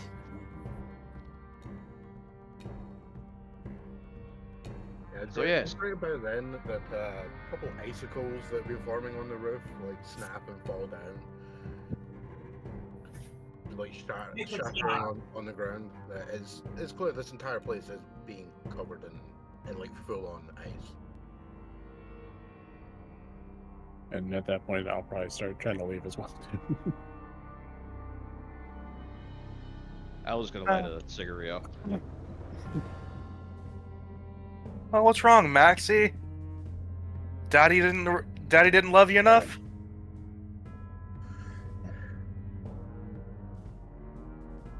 If you glance up, you can notice that there are more icicles appearing directly over your head. I'm gonna knock him down using the hammer. They just keep forming. I'm just gonna keep knocking him down still. All right. Form all they want. I'm just gonna keep knocking them. All right. So we got what Cain's doing for the next 800 years. Well, I have the skull of one of his victims. I'm still gonna go do what I was gonna do. I'm gonna pick it up and I'm gonna go bury it out in the graveyard. I mean, once Cain's the last one in the room, he's just gonna get bored and just go out. Well, as soon as Elle turns to walk out with the skull, and as you're actually leaving the through that doorway, you do become aware that there's a sound of like crunching, like when someone's walking through snow. And glancing back, you can actually see like the faint outline of icy footprints following you. That's fine. I'm still gonna go do this. Yeah, they continue following for quite a distance, along with that kind of sensation of just the air being colder than it should. With L moving from that room, does the icicle stop forming? The ice will slow down its formation, and then it will, after like a few minutes, actually stop if you remain that long. Okay. I mean, once Cain notices it's just slowing down, he's gonna leave. How far do the footprints follow me? Right down to the cemetery. Alright, well, I am gonna dig a small grave for the skull and be like, unfortunately I don't have the rest of your body.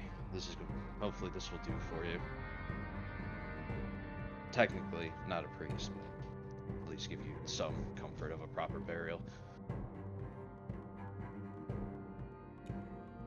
Yeah, it's kind of weird because as you dig this little spot to lay the the skull to rest, essentially, it becomes sort of noticeable that there's a kind of fizzing sound happening at the back of you. When you glance back, you can kind of see the footprints have both stopped. There's the outline of the 2 feet sitting there, and there's a small amount of ice kind of spreading out from them. But as soon as it kind of hits up where the gates are for the little cemetery spot, it's almost like those little flares as the ice is kind of hitting up against the wall. Yeah, I'll be dealing with you in a minute.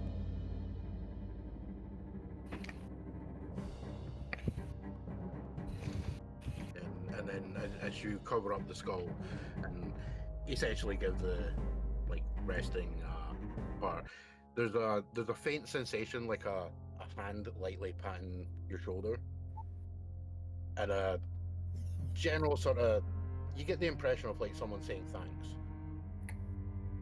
All right, I'll turn, look at the footprints, finish out the cigarillo. Like, well, you never could live up to Daddy, could you? Never could win his approval. Why don't we go see him and you can tell him to his face, ghost to ghost. I'm gonna go walk over to the hanging tree. As soon as you leave, yeah, as you're like flicking away the cigarillo with the last straw, there's an impression when you exhale the smoke that kind of, it looks like there's a face, a very brief outline of a face that looks really fucking angry. So you're definitely getting, you're definitely hitting those buttons. And yeah, it basically follows you the entire way back, and it's as soon as you walk into the house, like the ice spread is very, very apparent. It's literally, it comes across like, that scene in fucking Day After Tomorrow when they're running away from Oh the yeah. It's kind of that, like spreading out for these footprints, and then occasionally as you're walking along one of the halls, as you turn to go into the lounge, like you glance back and you can see almost like 3 and occasionally 4 lines coming along the wall. They give you that impression of like somebody dragging their fingers along the wall. I mean, Cain's gonna see Al heading back to the tree. And then see the ice. Okay, I see what he's doing. All right, following him. You made such poor business decisions. You couldn't get rid of the one object you truly wanted gone. And I'll just like kind of tap on the boat as I pass it. Yeah, but when you do that, you immediately get the sight of like icy imprints appearing on the mantle. But the ice spreads around the base of the completed model, and then stops. And the fireplace, there's a slight crackling as the logs get covered with ice, but then blue flames start appearing around them slightly, and it's clear that there's a very angry sort of sensation in that room. Yeah, that's fine. Oh no! You're definitely picking up on. Oh, This is clearly the focus of a lot of anger. Well, you know what? Just for shits and giggles, I'm gonna try to piss him off even more. Yeah. I'm gonna throw salt in the fire. Okay, there's some like spurting, and one of the flames goes out. That's they're what would red. happen if you actually put salt on a fire. I might change the color depending on the composition of the salt. Oh, fair. But Yeah, I mean, you basically, it acts like salt on a fire. I know it wouldn't probably do anything, but just fuck it. It's fucking with the ghost a little bit. continue. What was your problem with your wife? Talk back too much? Strong-willed? Didn't like the way you treated her? Finally one day decided to get in your face and you just couldn't take it anymore? As you're walking through the rest of the house, musing out loud on these ideas, that feeling of anger just keeps growing.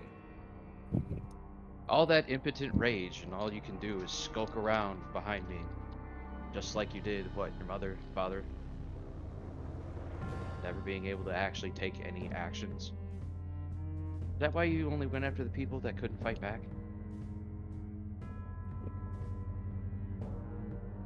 It just keeps growing. As soon as are you heading out the doorway? Yeah, whatever's the easiest way to get to the tree. All right, yeah, you go up and you can open the balcony doors out to the wraparound balcony of the house. It continues following you. Although as soon as it moves into the grass, you do have that sensation of the hand on your shoulder, but this time it's icy cold, and it's almost like it's trying to actually freeze you, and it's just it's the sensation of the hand on the shoulder trying with all its might, and it does faintly get stronger the closer to the tree you get. That's fine. Cain's kind of following him. Aw, what's wrong? You miss your noose? I'll probably go up to Cain and be like, I don't think that antagonizing it's going to make it any better. Could. Unless something actually stops me, I'll continue walking to the tree. Be like, I guess it's time for a nice family reunion. That sounds good to me.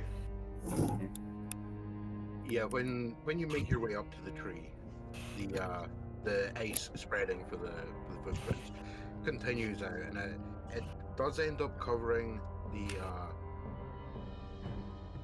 I forget the one I said, the mother's one. You can make the assumption here that this is his father and his mother's graves. But shit, I hope so. That was what I was going with. Yeah. Very bad if I was wrong. I was forgetting if I stated that last time. You did. I couldn't remember if I did, but it's yes. Obviously you can make this assumption. The ice does spread out and covers the one, but you kind of called it in comparing him to his father, because the other one that goes up to, what was it, 45, I think I said. I can't remember. Anyway, the one that you assume is the father's, that gets that same kind of flaring as the ice is attempting to expand through that grave marker, and but you also notice there's a bunch of the ice kind of creeps out around the side of the tree. Seems to almost spiral around under directly where the remains of the rope are on one branch, but then continues over to where the sheer drop is at the side, because this is overlooking quite a sizable drop. So and Cain's gonna goes over and heads. Cain's gonna go over and just kind of check it out. Immediately push my patches. Yay! There's treasure down here, adventurer. I'm really trustworthy. Take a look. It's all yours, boot. Okay, Patches. Motherfucker. Yeah.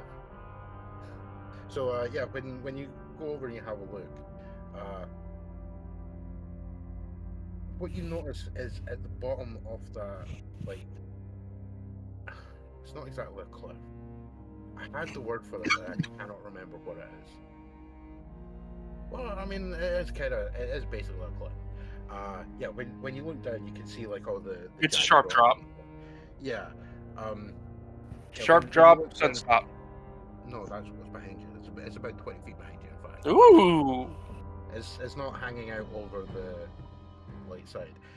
But when you look down, you can spot what appears to be a single grave marker. Ah, okay. So Cain's gonna climb down. I'm gonna look at it. That's going to take about 20 minutes, and that's all. I'm also going to ask for a roll to see if you fall off. Because you don't have any kind of equipment. One more. Trowels. Yeah, use them as climbing gear. Crank, You crank, know what? crank, crank. You know what? Fuck it, I will. I'm gonna take two trowels. I was kind of hoping you were going to run back and grab trowels. I am. I'm gonna do this. I'm gonna run back, grab the entire box of trowels, bring them upstairs, run back Well, to where I was, and just take a trowel and just slowly descend. Like just knock. We're just slamming the trowel into the cliff face and just using it as like a system of going down. well, while he's doing Looney Tunes nonsense, I'll look to Francis. Do you mind going and getting some rope out of the stable? Yeah, I was thinking the same thing. Francis just kind of looks at Cain doing that, sighs, and goes to get rope. Hey, why do it the sane way when you can have fun? Because you're already like 4 damage deep, and if you fuck up, there's not much I can You do for right. you. You right. You right. Does Francis find the rope? Does Francis find usable rope? Well, you're heading off to do that. He's already climbing down. I mean, are you doing this I mean- prior to him starting to climb? He had to run in and grab Charles as soon as he heads in. He's like, Charles, I'm like, the rope? Alright. You know what? Just to see how this goes out, I want you both to do an act under pressure. Hey, I just want to see who's going to get the higher roll, who does first.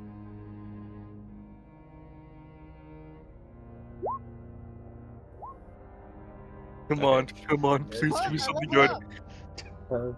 Which You got thing it. are we Give me doing? something good. Oh, God damn it. Hey, I leveled up. Yeah, unfortunately, it takes you a little bit longer than you wanted to get some rope because it's not exactly in the stables. Like it's quicker for you to get around to the remains of the stables and dig through some of the rubble. You do come across a few pieces of rope, but then as you find a couple of them and run back, as you come out the back doors of the bedroom, that's when you see Cain dipping over the side with 2 trowels in hand. Francis looks at him like that. It's like, the fuck?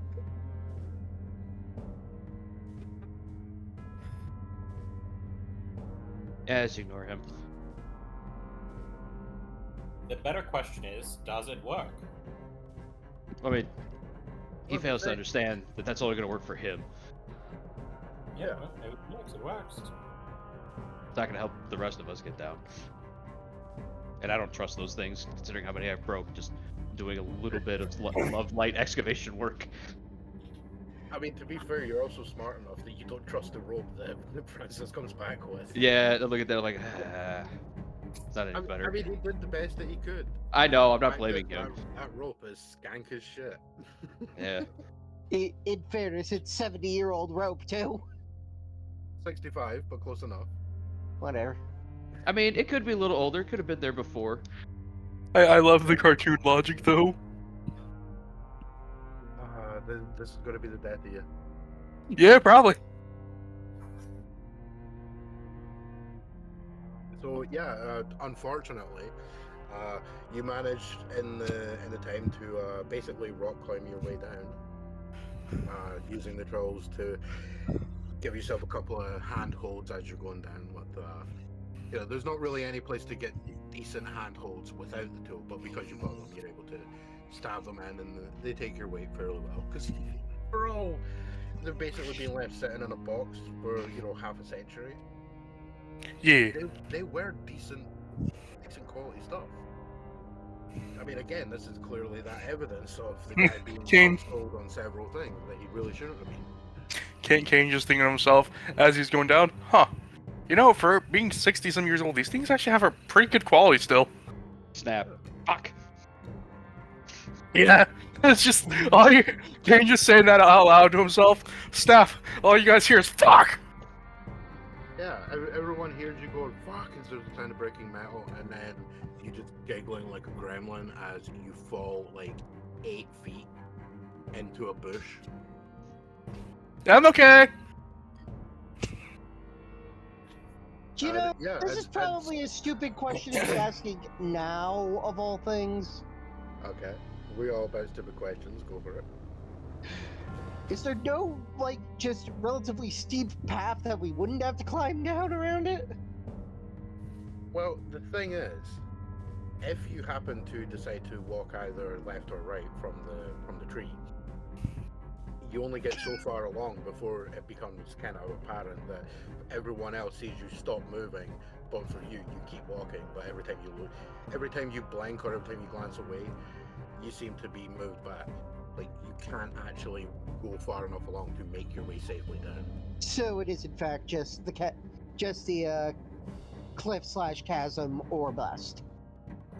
Basically. Damn. Oh well. That's a good thought. I mean, it gives you enough idea that you could essentially, like, you could sort of picture the idea in your head of like there's the house and a sphere around the house, and that's basically the limit of this area. Mm-hmm. And the closer to the sphere you get, the slower you physically move. But as I say, like, you see yourself continuing to move, but pushed back every time. Well, You're just unable to actually go. we're gonna get out of the bush. We're gonna walk over to the grave, and we're gonna check it out. Oh, you see a fairly crude, clearly this was not, like, actually paid for by any decent amount, grave marker that has the name M. George written there. Aww. It does actually list the date of his death. The day and month are kind of scuffed up, but you can make out the what did I say? I forget. Anyway, A rough timeline. Him, Maxwell, or the correct him, year George. for his death. Yeah. Aw, Maxie, is this where you're buried? I have it written down somewhere.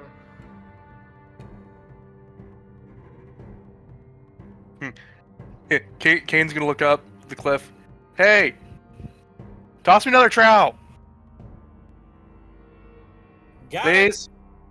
Just another trowel comes. Javelining down. Yeah. Yeah, just right into the ground on the side of him. Francis is like, I was considering just Good putting aim. the entire crate on him. Can you even move the crate? Probably not. Yeah, that would definitely take like at least 3 people moving that crate. It is considerable. I mean, maybe 2 if you were able to rappel into assisting.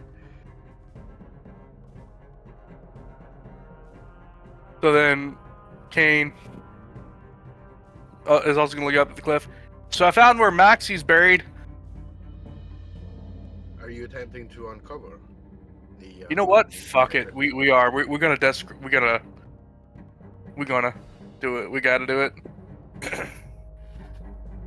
Probably not the smartest idea, Maybe not. but beforehand.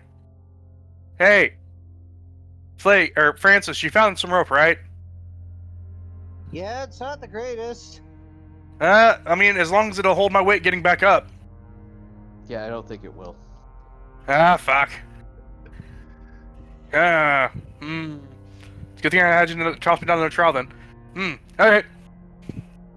So, how far down was the drop? It's probably about I'd hazard about 80-ish feet. Like it's enough That's that a it would hefty. definitely hurt. would it be Wow. safe enough if Cain were to catch the person? What? No, they both just take damage. That doesn't work. Also, if I remember correctly, isn't Cain also already sitting as the wherever he's sitting on harm right now? Yeah. Already sitting at like 4 out of 7. He's gotta get himself killed. Probably. Is he already unstable or not yet? Technically Cain's unstable, living yeah. his best life. Don't judge him.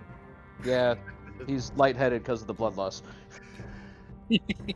So I'd say maybe at this point here, probably don't encourage him to do anything anything else stupid. I don't have to encourage him. Let's just do it. Yeah, I mean, that's kind of apparent. Ella's got a point. Have you He tried can't hear throwing? me. Have you tried showing him a shiny nickel? See if that may sway him. It doesn't. It's like, I don't think he's burnt. Kate sees something shiny at the bottom. Ooh, shiny. Never hurts. It depends on how well convincing you are. Yeah, I mean, I think Velma might be onto something there. I'm not gonna pay him not to be stupid. I'd be broke in a month. Who says it has to be real money? Who says it has to be? Who says it has to be money? It just has to be anything shiny. You can pick up a piece of broken glass, and advertise it as a piece of money.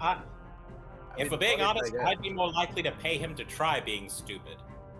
Well, I mean, Entertainment like this entertainment like this doesn't come around very often. The fun fact is, El has the entire rest of the party beat in personal wealth easily, and El wouldn't be prepared to take that financial. I am not as my business acumen is much better than Maxwell's here. Oh yeah. I am not. To pay a man to go against his nature is to only ask yourself, how much debt am I willing to go into? Yeah, I mean that's a good outlook. What's funny is, as Velma says something about showing Cain something shiny, it's like, ooh, something shiny. Ooh, shiny. Just you hear just the faint whisper of, ooh, shiny. All this to say, Velma, if you want to do it, go ahead. I don't think I would have the confidence in myself to attempt it at all. I've almost always kept to myself as much as I can. If I have to interact with someone, or if I absolutely have to interact with a person, I will. But I'm mostly kept to myself. Yeah, I was kind of hoping I might be able to take some of the ladders out of the library, lash them together to get down the drop, but it's too big. Velma. Huh? When good men fail to act, evil prevails. When shy people fail to act, stupidity prevails. But the thing is, though, the quiet people also tend to be the most dangerous. Then again, you also got to remember the other adage. It's better to remain silent and be thought of an idiot than to open your mouth and remove all doubt. Remove all doubt. Sun Tzu, I believe. Yes, this was the opening paragraph to Sun Tzu's The Art of War. Oh, it is? No. I'm No, pretty he's sure that being was Confucius. sarcastic. No, wait, it's Confucius. I was close. Pretty sure. But, no, what's Or like actually a interesting about The Art of War, if you read 1,000 it, years is, apart, but sure. yeah, what's actually interesting about The Art of War, if you read it, is that so much of it is just like supply lines are very important.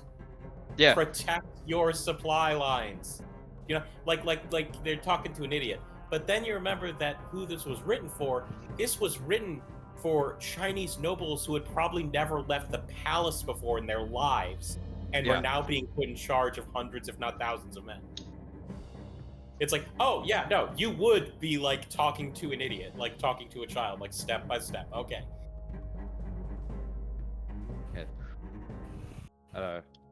So how's digging up that body coming? Huh? Oh, sorry, got distracted. Trying to shiny object. Yeah, you basically kneel down and start like stuff the trail, and you're definitely not a talented gardener by any means. Oh no, I'm just digging the body up completely. You're just hacking away at the grass and everything there, and you're able to fairly quickly uncover that yes, in any shallow grave there are what appears to be a full skeleton, just Aww. not even with a coffin. Oh, which look at kind you, of Maxie. supports the fact that the grave marker. I'm using that term very vague, very loosely. Like it's not even of like the quote unquote quality of the wooden crosses pounded into the ground around the. It's like someone just took 2 pieces of wood, nailed them together, and wrote his name on it, and the date, birth and date, or birth date and date It's a and very- death. It's a very crudely made sort of headstone looking thing almost. It's like somebody who had potentially may later in life have gone on to actually make headstones. This would be like the very first time they ever attempted it. Fair. And yeah, you're able to uncover the body. When you get down to like around where the hands would be, you find the bones there, and there's a couple rings attached to one of the hands. They're clearly quite old.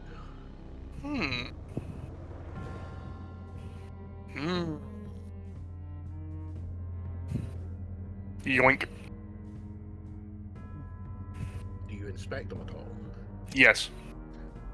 Right. Well, let's take up one of them. There's a big sort of signet ring, and wiping away the dirt that's kind of stuck to it. Because it's that kind of not exactly wet, but not exactly dry, kind of mud. Like it's not quite mud, but you know what I mean.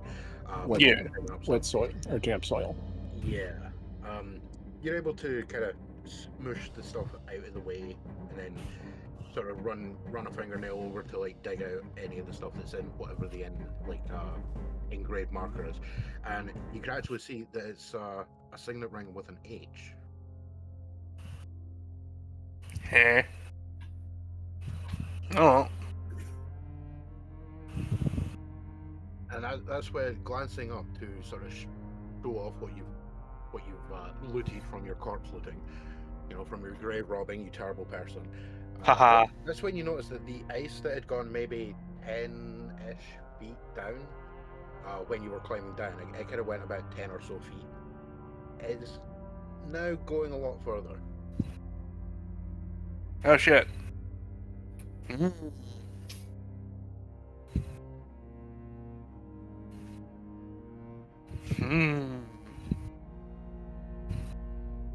Well, we also loot the other rings.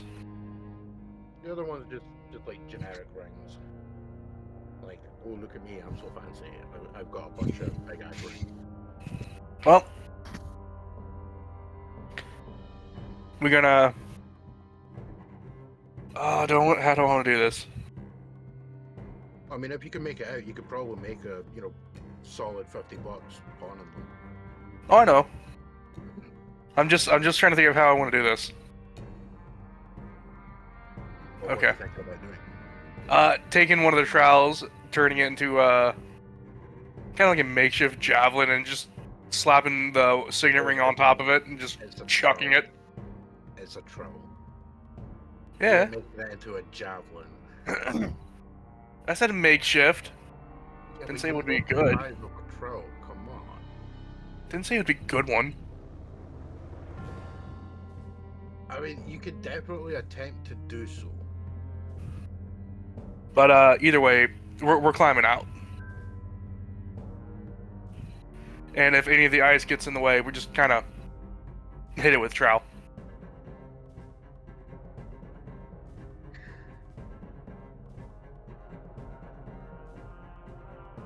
You hit the ice hits back, giant fist. I mean, to be fair, that is kind of the problem.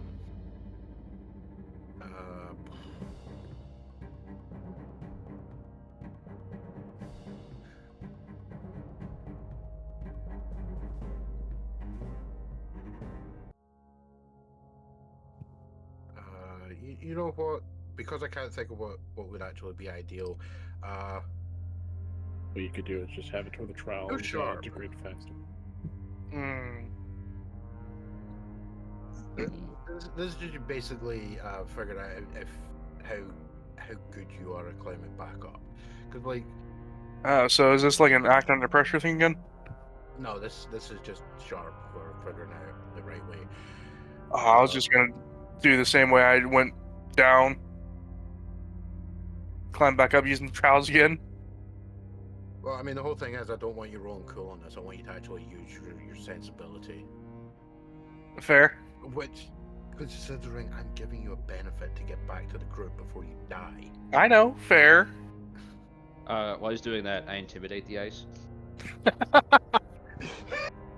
I mean, to be fair, if you're still talking shit to Maxwell. Oh shit. Oh yeah. Oh, that's Oh, he did. bad. Well, he did. That is bad. Ah. Because as you're climbing up, yeah, at one point, you give me 1 second. You know what? That's really bad. Is that a case of if I don't burn luck, I'm going to die?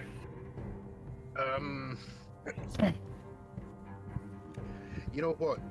Roll me 1d80. Oh, 1d80. Yeah.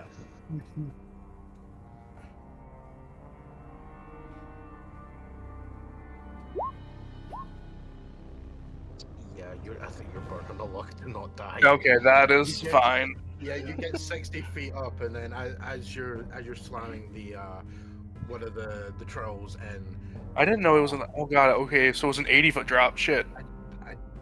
when it was that, He did say it was an 80-foot drop. Okay, I don't know why I kept thinking it was 20 foot. No, it was 80. I heard 80. Yeah, No, you if it fell was- the last 20 feet. Yeah, if it was 20 feet, then I mean, literally that would have been a case of you would take a maximum of 1 if you had, like a 1. Yeah, if I would have just did Roll an that. act under pressure, see if you landed the convenient push again. Yeah. I am fine burning luck for it. I'm absolutely Decide fine. what my improvement is going to be for a level up. Okay, yeah. If you're okay with burning the luck, go for it. Hey, I've got. I'm willing to at least burn 2 to 3 more luck before I just no. All right. So yeah, you slam the troll in, but then just as it kind of there's a specific way that it creaks that you feel in like the palm of your hand, that you realize just in time as you're putting all your weight onto it to pull the other one out, that it suddenly occurs to you, actually I better not do that. That feels real bad, and you shift your weight back, and the creak immediately subsides, and you're able to pull it back out. Take like a second and then pick another spot to slam the troll back into the side. Give it a quick sort of pull and realize, yeah, that is way more tight. And you're able to then make your way up the rest of the way. You managed to climb up the remaining 20 feet with no problems. Fair. Until you reach the top, and then you suddenly realize just how hard your heart is pounding from that moment. Realizing that if you'd slipped, then you would be splattered on the ground, possibly spine shattered over a rock. Ooh. Yeah, that would have been fun. Oh, you fall right on top of Max and you share his grave. Yeah. Oh, I mean, fair. there's an open grave down there. Yeah. For all eternity. Yeah. Because we ain't Where I going just- down to get you. There's space for one more. No, it's fine. It's fine. It's fine. If Cain were to die, he'd come back as a ghost and just start fist fighting Maxwell. Anyway. You think ghosts can punch each other? Yes. Well, If it can, I'm a fucking try. I mean, Moon Knight can punch ghosts. If Moon Knight can punch ghosts, ghosts can punch ghosts. I mean, that's a flawed premise, but what else? Hmm. Oh. Oh my yeah, god. yeah, you managed to make your way back up, and yeah, what do you do when you get back up? Cain's gonna toss the signet ring to L. Hmm. And Found that H. down there. Couldn't even get one of your own rings made. Had to wear daddy's to prove you were better. Yeah, right as you say that, there's a sudden burst of static, and the headstone that the ice had been kind of fizzling, trying to cover, immediately cracks, and the top half of it like falls down. The crack very specifically going through the one H that hasn't been worn off.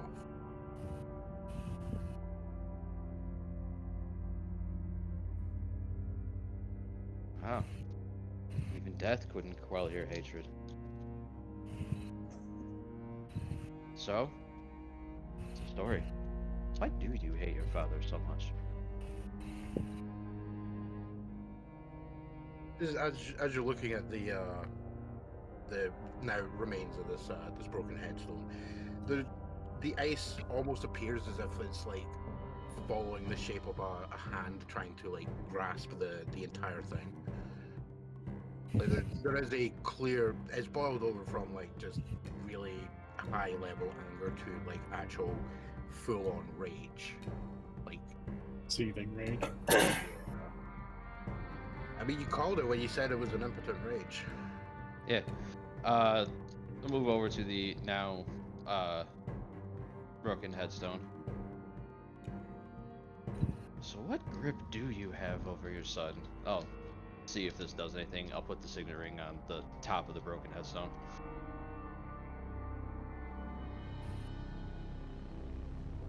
Yeah, If you're here, when you place it down, it's almost like the ice around that spot, like sort of backs off.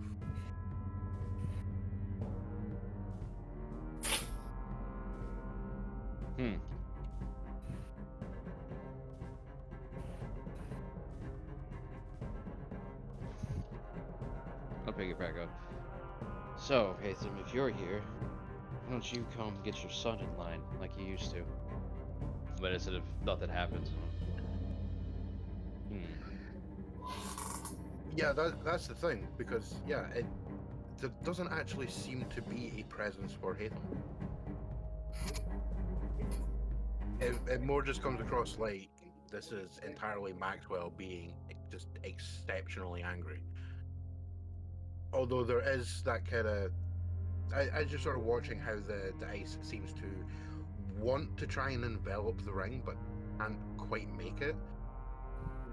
It gives you that kind of impression of it's almost like the kid that's scared to actually stand up to someone. Pick back up the ring. Although to be fair, in all the readings of the journal and that, this is a good thing. Like normally you would assume that like this would be an abusive parent kind of idea. It kind of seems like more of this is just it's anger towards somebody because they didn't want to be disciplined, essentially.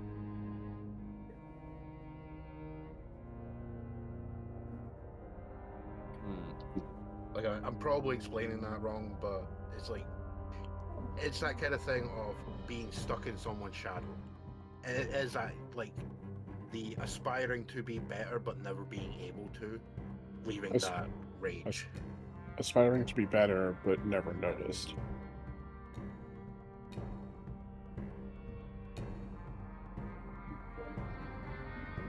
Superiority complex.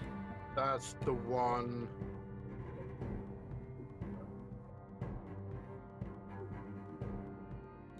Another one would be narcissism.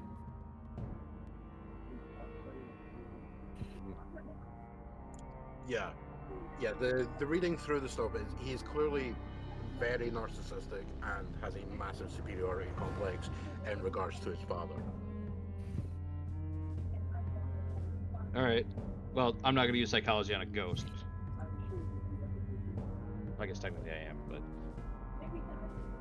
yeah, I mean, it becomes quite apparent quickly that clearly you're going to have to do several PhDs and probably spend a few decades here to unpack all of this. Nope, we're just going to destroy him. And Maxwell is totally not worth the effort. Yeah. Well,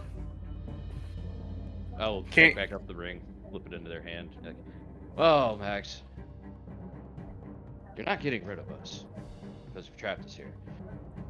Unfortunately for you, we're far more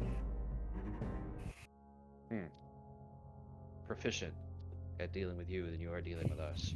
This would be a very long and antagonistic relationship unless you choose to show yourself here and now. I mean, worst case scenario, I know, but I can get him to show himself. Is it sliding down the ice wall again? No. Is it trying to burn the house down? Not the house.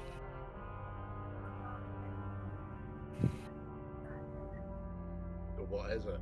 What was that? I heard something about burning down the house. What? Not burning down the house, but there is a certain grave over the side. I can throw a Molotov down. And what do you think that's going to do? Either piss him off or something. I've been pissing him off the whole time. Fair. But Yeah, That's- when you mention about the idea of like tossing a Molotov down there, you could feel on the remains of that bite mark from earlier, almost like a hand trying to grab your collar, and there's a your chest suddenly feels very cold, and there's actually little patches of ice starting to form on your shirt. Hey, Cain's just gonna smile. You know, that was actually starting to burn for a bit. Thanks for cooling it down, Maxie. Well, that's a fun thing because after about 5 or 6 seconds, it starts to burn again Damn. because it is that cold. It's like holding onto dry ice for too long. Cain's just gonna kind of ignore Maxwell. Just walk, like, literally instead of walking around him, no. Cain's just gonna walk through him.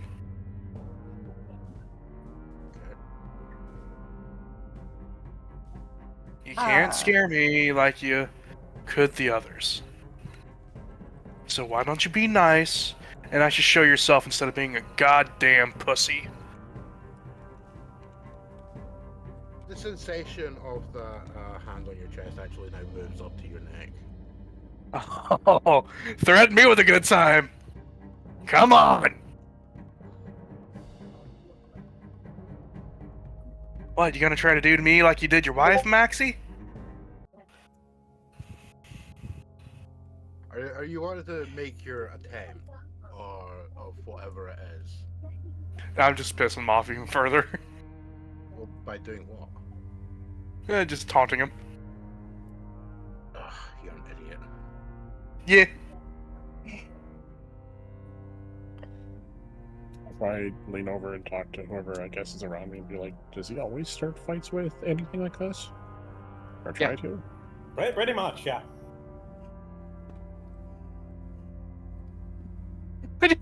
I love that. Oh yeah, pretty much, yeah. He does this all the time.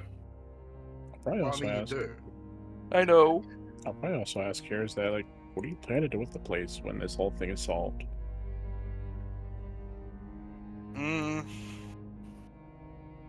Good question. You're starting to feel an actual, legit, painful freezing on your face.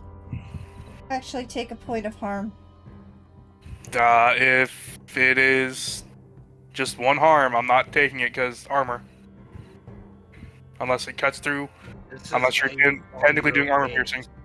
This is ice on your face that you have been told about multiple times. Alright. You probably don't have armor on your face. Yeah, at as I this say, point. like you've let it get around you. Fair, Yeah. fair. Telling you.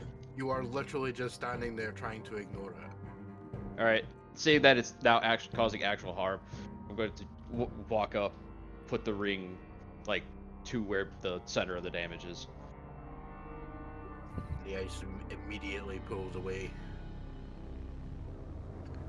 If the ice doesn't like being on the ring, what would it do to Cain if he wore the ring?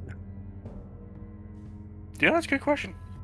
And consider that, I'll put the ring on. On who? Me. Oh. Okay.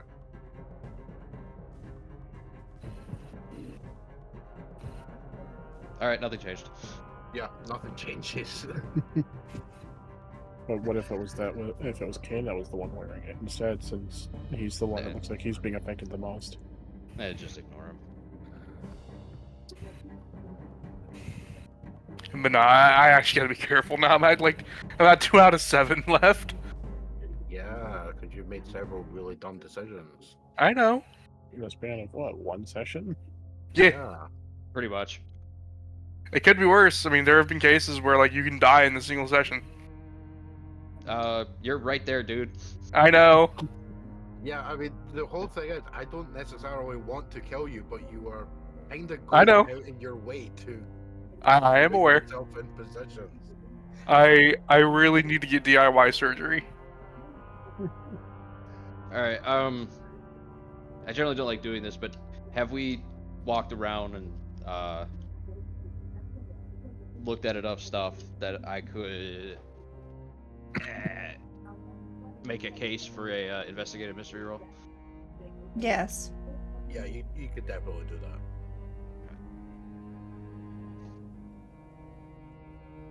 I was actually also going to ask, do I still have my holds from before, or would that be back to 0? That's back to 0 because at the time you were supposed to do it It's only one last time.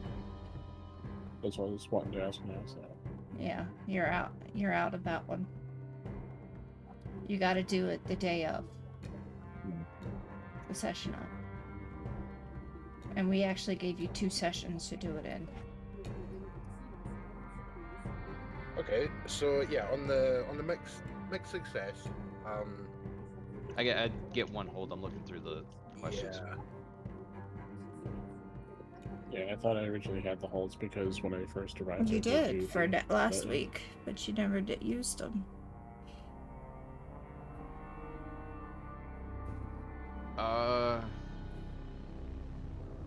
So, rather than any of these questions here in particular, can I instead ask,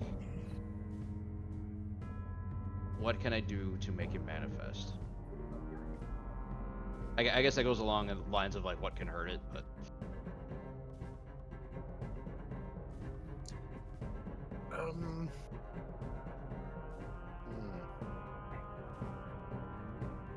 Because I mean, clearly pissing him off's not doing it. Yeah, that's a good point, because I mean, technically you are making a manifest. Maybe you just need Effectively as something an to help ice push. wraith. The thing is that you might need something Alright. to help push it over the edge. alright, then what can hurt it? What can hurt it? Well, from your rather storied, extensive history, you've read enough about stuff like this that setting the remains on fire seems like a really good idea. So that's the idea I had beforehand.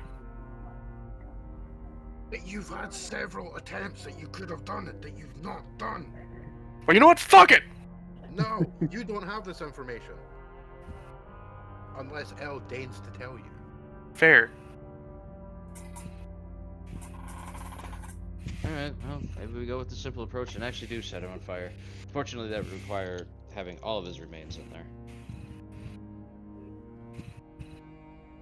Well, I mean, I'll give you that basically from enough that Cain was able to uncover. There does not appear to be anything missing. No, there is. The ring I'm holding. Well, I mean, fair. Because instead of being attached to the body, he could be attached to objects. And what about the other rings that was taken We up don't know too? about those. No?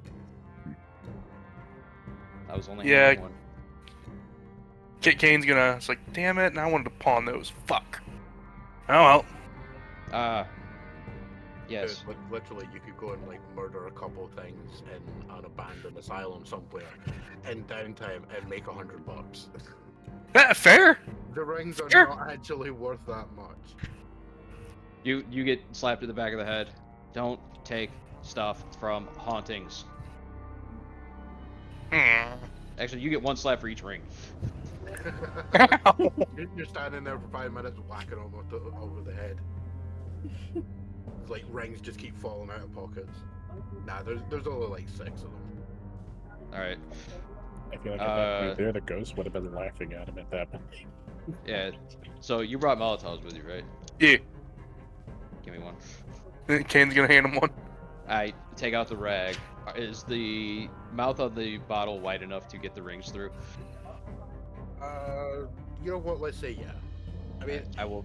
you can tie it into the Right. cloth or whatever. Like, yeah, you can definitely attach it. Alright. We get the rings attached to the bottle because I don't want them missing, and I don't feel like climbing down this goddamn thing. It wasn't fun.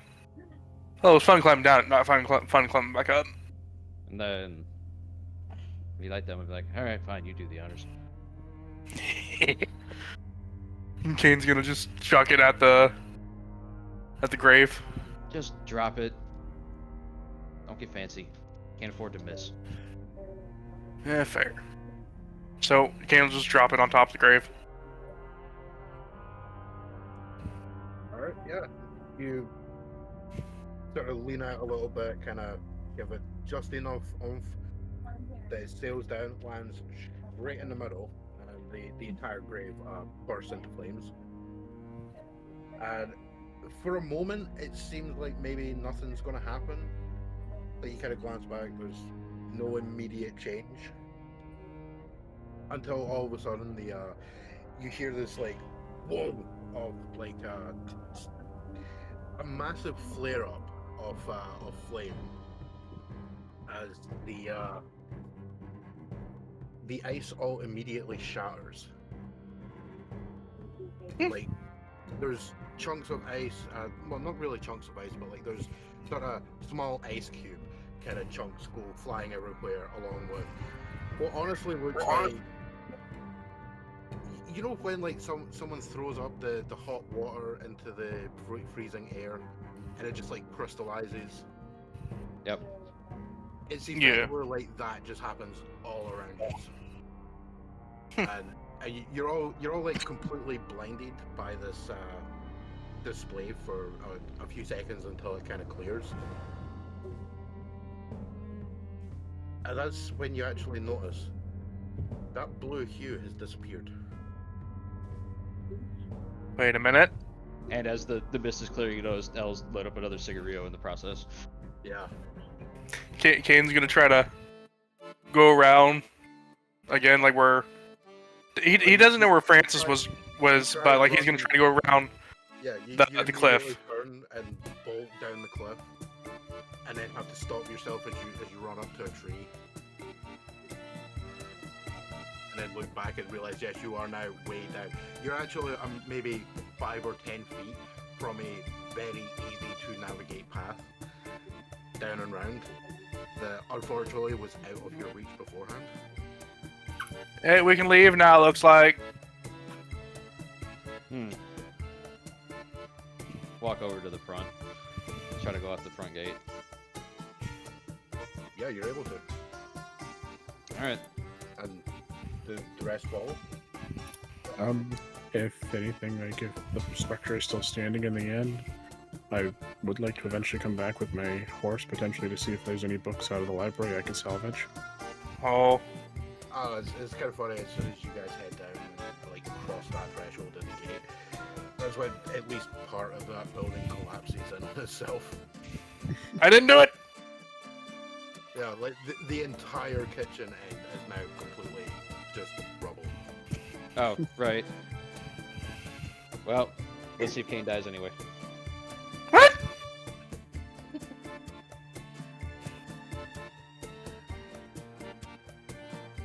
Didn't do it this time though.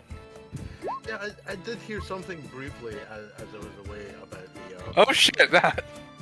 the unstable harm stuff being mentioned, but I didn't hear it properly. Well, Hold on, that's we're the gonna see if reason why we're gonna he see if I got end up killing him. harmed, because he kept doing stupid things, and it was like, it's time for him to get a harm. Unfortunate. We're gonna spend the luck so we don't accidentally kill Cain. Damn. See, that would be the moment that you touch him and he immediately screams as his body turns to ice and shatters. Cain, I have a question for you. What? Did you pull anything out of the mansion? See, I wanted to. I wanted to, but I didn't. Did any of you pull anything out of the mansion? No, for the same reason I smacked him in the back of the head 5 times. Okay. 6. I just some trowels. You took the trowels. Yes.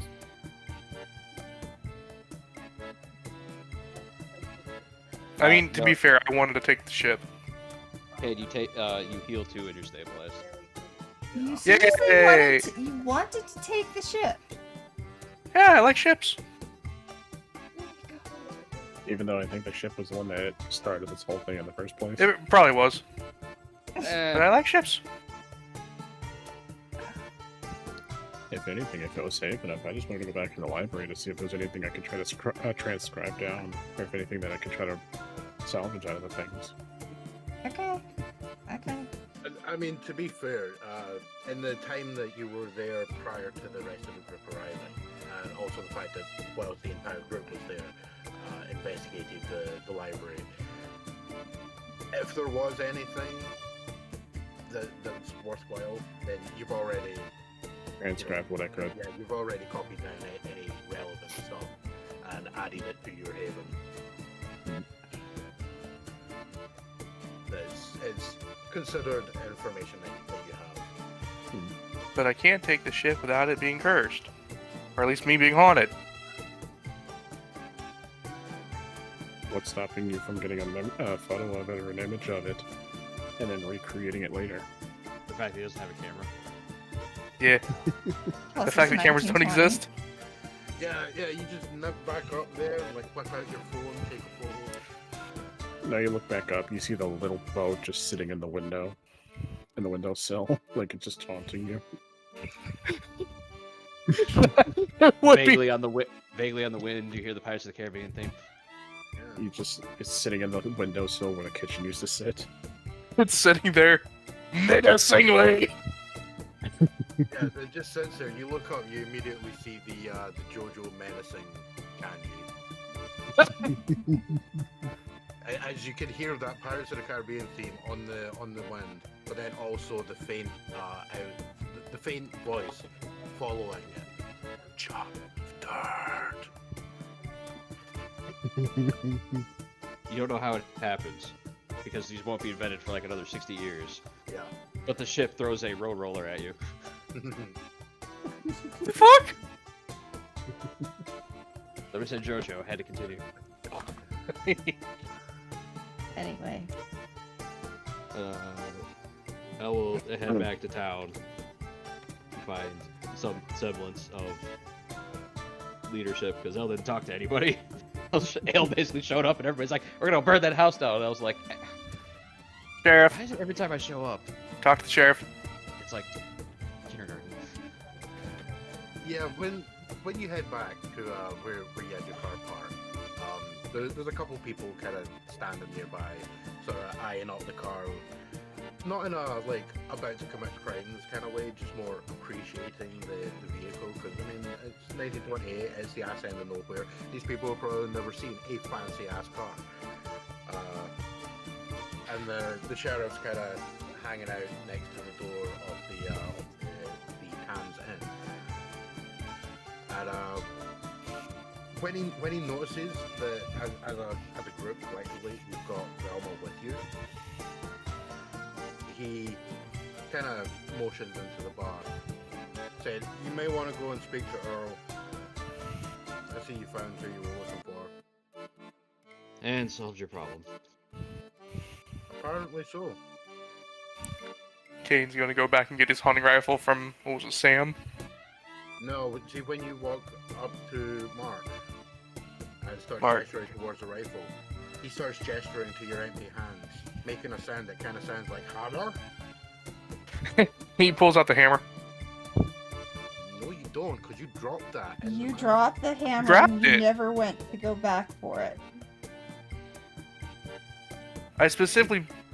You dropped it prior to the fight with the giant corpse monster. No, I specifically went back and grabbed it. He also noted he was using it to knock the icicles off the cellar. Oh, that's true. Okay. All right, okay, fair enough. Yeah, okay, my bad, I was forgetting that. Yeah, I went back and grabbed it. All right, yeah, he gestures to your empty hand, going hammer, and then you whip out the hammer, and he's like, ah. Ass hammer. Yeah, you pull out the prison wallet. Roll a D2 No. and see if you smell it, and if you hit a 1, you take 500 harm, because that's nasty. Damn it, I really kind of hope to see you typing there, but no.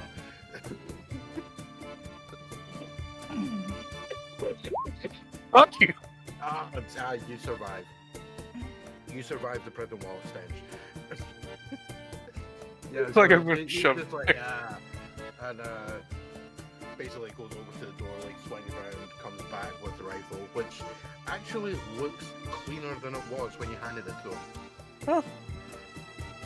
Like he's actually done a little bit of like fixing up. There was a few like scuffs. You know, there was a small dent where you'd smacked something in a previous hunt in the face, and it really didn't. Probably with the butt of the It didn't like getting a rifle butt in the face, and he's actually like taken the piece off and like reformed it properly. Oh shit. Yeah, like it actually turns out when you see into the house that he's in, even though the place looks like an absolute shithole from outside, he has a clearly functioning, like full-on maintenance set. Like it looks like a professional blacksmithing area when you see him. Well, damn, I have to come back here for if I ever need a new sword or something. Isn't Yeah, that what he, your girlfriend's for? Yeah, exactly. Like he switches items back with you, so you lose the hammer and you gain the hunting rifle back. Yeah. And he just immediately goes back to pounding the absolute shit out of that mangled vehicle, smashing out various dents. Trade Okay. toadstool for sleeping powder. Could I potentially ask about the vehicle to see if it's up for sale? You need a translator. You need the sheriff. Yeah, I mean, there's also the whole thing where, keep in mind, when I'm describing this as an absolute fucking rust bucket, like there is more rust than there is truck. That's not an exaggeration. Like each hit's just knocking rust off. Yeah, like you're actually surprised that each hit doesn't just cause the whole thing to disintegrate. And that's when you realize he's not trying to fix it. This is just a workout for him. I mean, the argument can be made. And I'll probably He ask could the be group taking to- his frustrations out on it. and I'll probably end up asking the group, does anyone know what he's saying, or anyone that may know what he's saying? I can get me drunk enough, I might understand him. No, he doesn't speak English. He does. It's just he speaks drunk farmer. Hell just walks away. Yeah, unfortunately, that is not a language that's particularly common, even in these parts. Alright, we go find this Earl. Yeah, when you head back over to the inn and head in the door, like the place is basically empty apart from the owners, like, you know, doing their thing, cleaning the bar, restocking stuff in the background. But yeah, you can see there's an older guy, looks probably in like his mid to late 80s. Clearly age is not doing him any favors, but he is quite well dressed, and there's a guy who looks almost identical to him except like 40 years younger, sitting beside him. The rest of the group know this, and El can immediately sort of tell, right, this is clearly this guy's son. And yeah, as soon as the group walks in, he'll kind of gesture over, like sort of doing the come hither with the hand and gesture to the seats. Alright. I'll sit down. Well, so apparently my friends showed up to find somebody. We found them.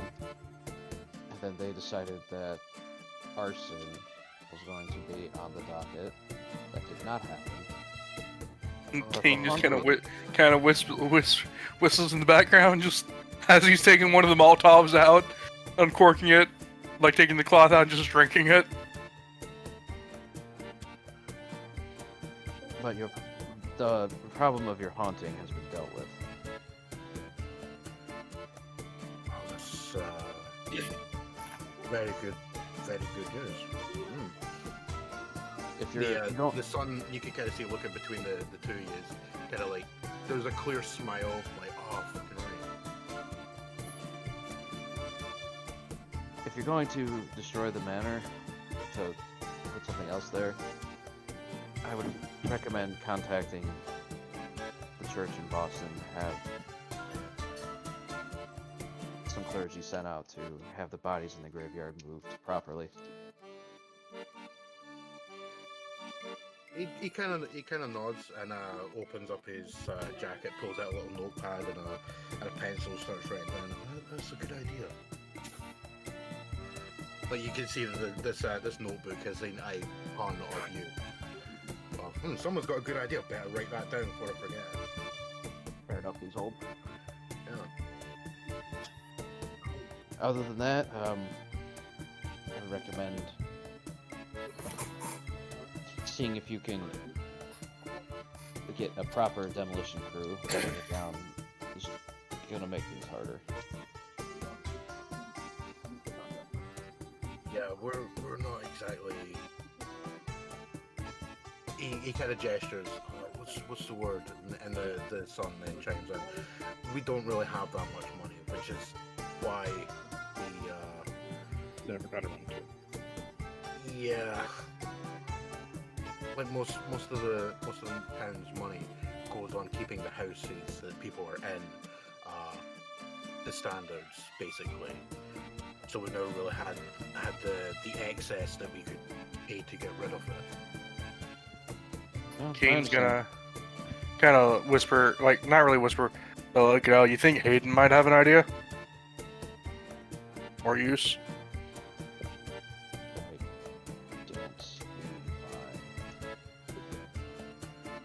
Yeah, the two of them kind of look at each other and then back to you guys like, Hayden? It's just somebody we know. If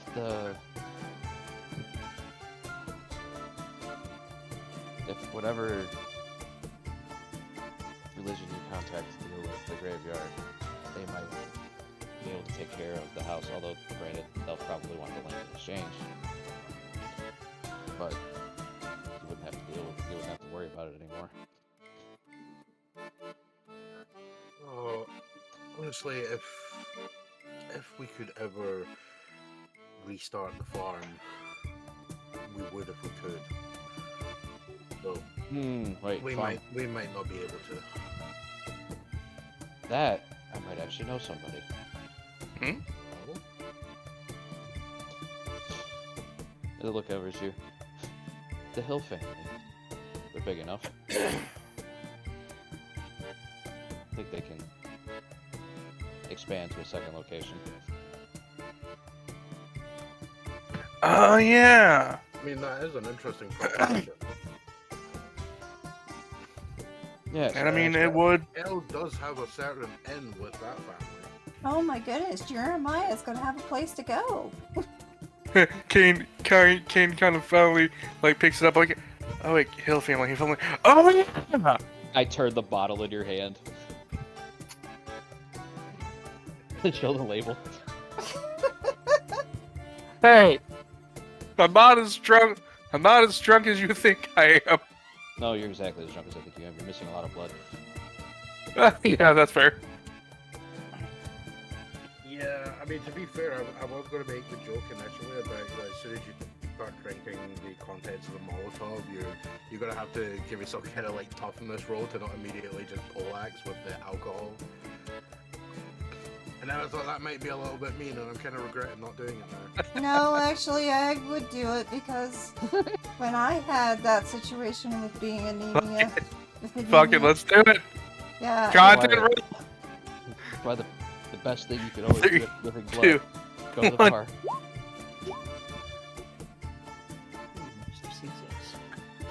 Alright, then yeah, you are actually as drunk as Elle thinks you are. Yep. At least you didn't pass out. It's like, look, can you tell the You time? are barely standing. It's like, dude, can you even tell the time? Cain's gonna look at the clock. I am not that drunk. And I'm like, that's not a clock. Yeah, you're actually looking at a decorative plate on the wall that's got a picture of a cat on it. You could swear that cat's moving. Yeah. It's 9:30. I got Yeah, we gotta go. I know. I was just trying to like push to like get to the final wrap up. So we're not spending like the first 15 minutes being like, we're still in this village doing the final talking point. Yeah, so let's I mean, let's to wrap be it up. fair, if that was the case, then it would be like 5 minutes of okay. So what do you pitch, if anything? You know, would smash cut the okay? So you talk about this stuff, and you're now back at the archives. Yeah. So the short version is, we'll find somebody from the church or a church to see if they'll come out and move the graveyard, and then potentially we have a family of farmers who has grown too large and needs more space. Well, That produces their own you do alcohol. You do know people in both those camps. No. Okay, the group does. Elle hasn't met The priest. or the sister. Yeah. Yeah, I mean the whole thing is like they are technically contacts of Waystone, Yeah. so it's easy enough that Yeah. you know, it can be off screen, like you say to Hayden, hey, by the way, do you know any people who can do blah blah blah? And he goes, oh yes, I got the perfect thing. Gives you like the exact address to go speak to them. Oh, Alright, that could well- be next week. Let's do that next week. Yeah, that gives me a week to prepare the write up for the Exorcisters. Yes. Yes. Cain actually flipping out. It's just like, if Francis is there, Cain just flipping his shit. It's like, wait a minute, you cock blocked me from that. Look, Esther is in training, right? She doesn't have her battle gear yet. No. Yeah, but I mean, like, Kane's gonna see the other battle sisters, and he's just like, you cock blocked me from that. And then I just pull out a audio recorder that technically doesn't exist that I play for Kara. Fuck. Well, I mean, to be fair, let's see, when exactly did the HMV logo? I'm gonna be going now. okay? Yeah. Yeah. Yeah, we're Thank you basically guys. done. Yeah, thank you guys.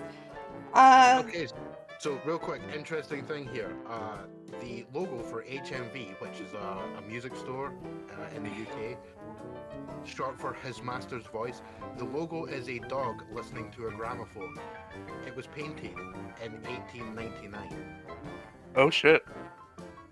Recordings did exist. No, I know that, but Technology is there, so I'm just I- picturing you whipping out a mini gramophone. It's funny in my head. alright, fair enough. Yeah. Okay. Okay, anyway, yeah. Go.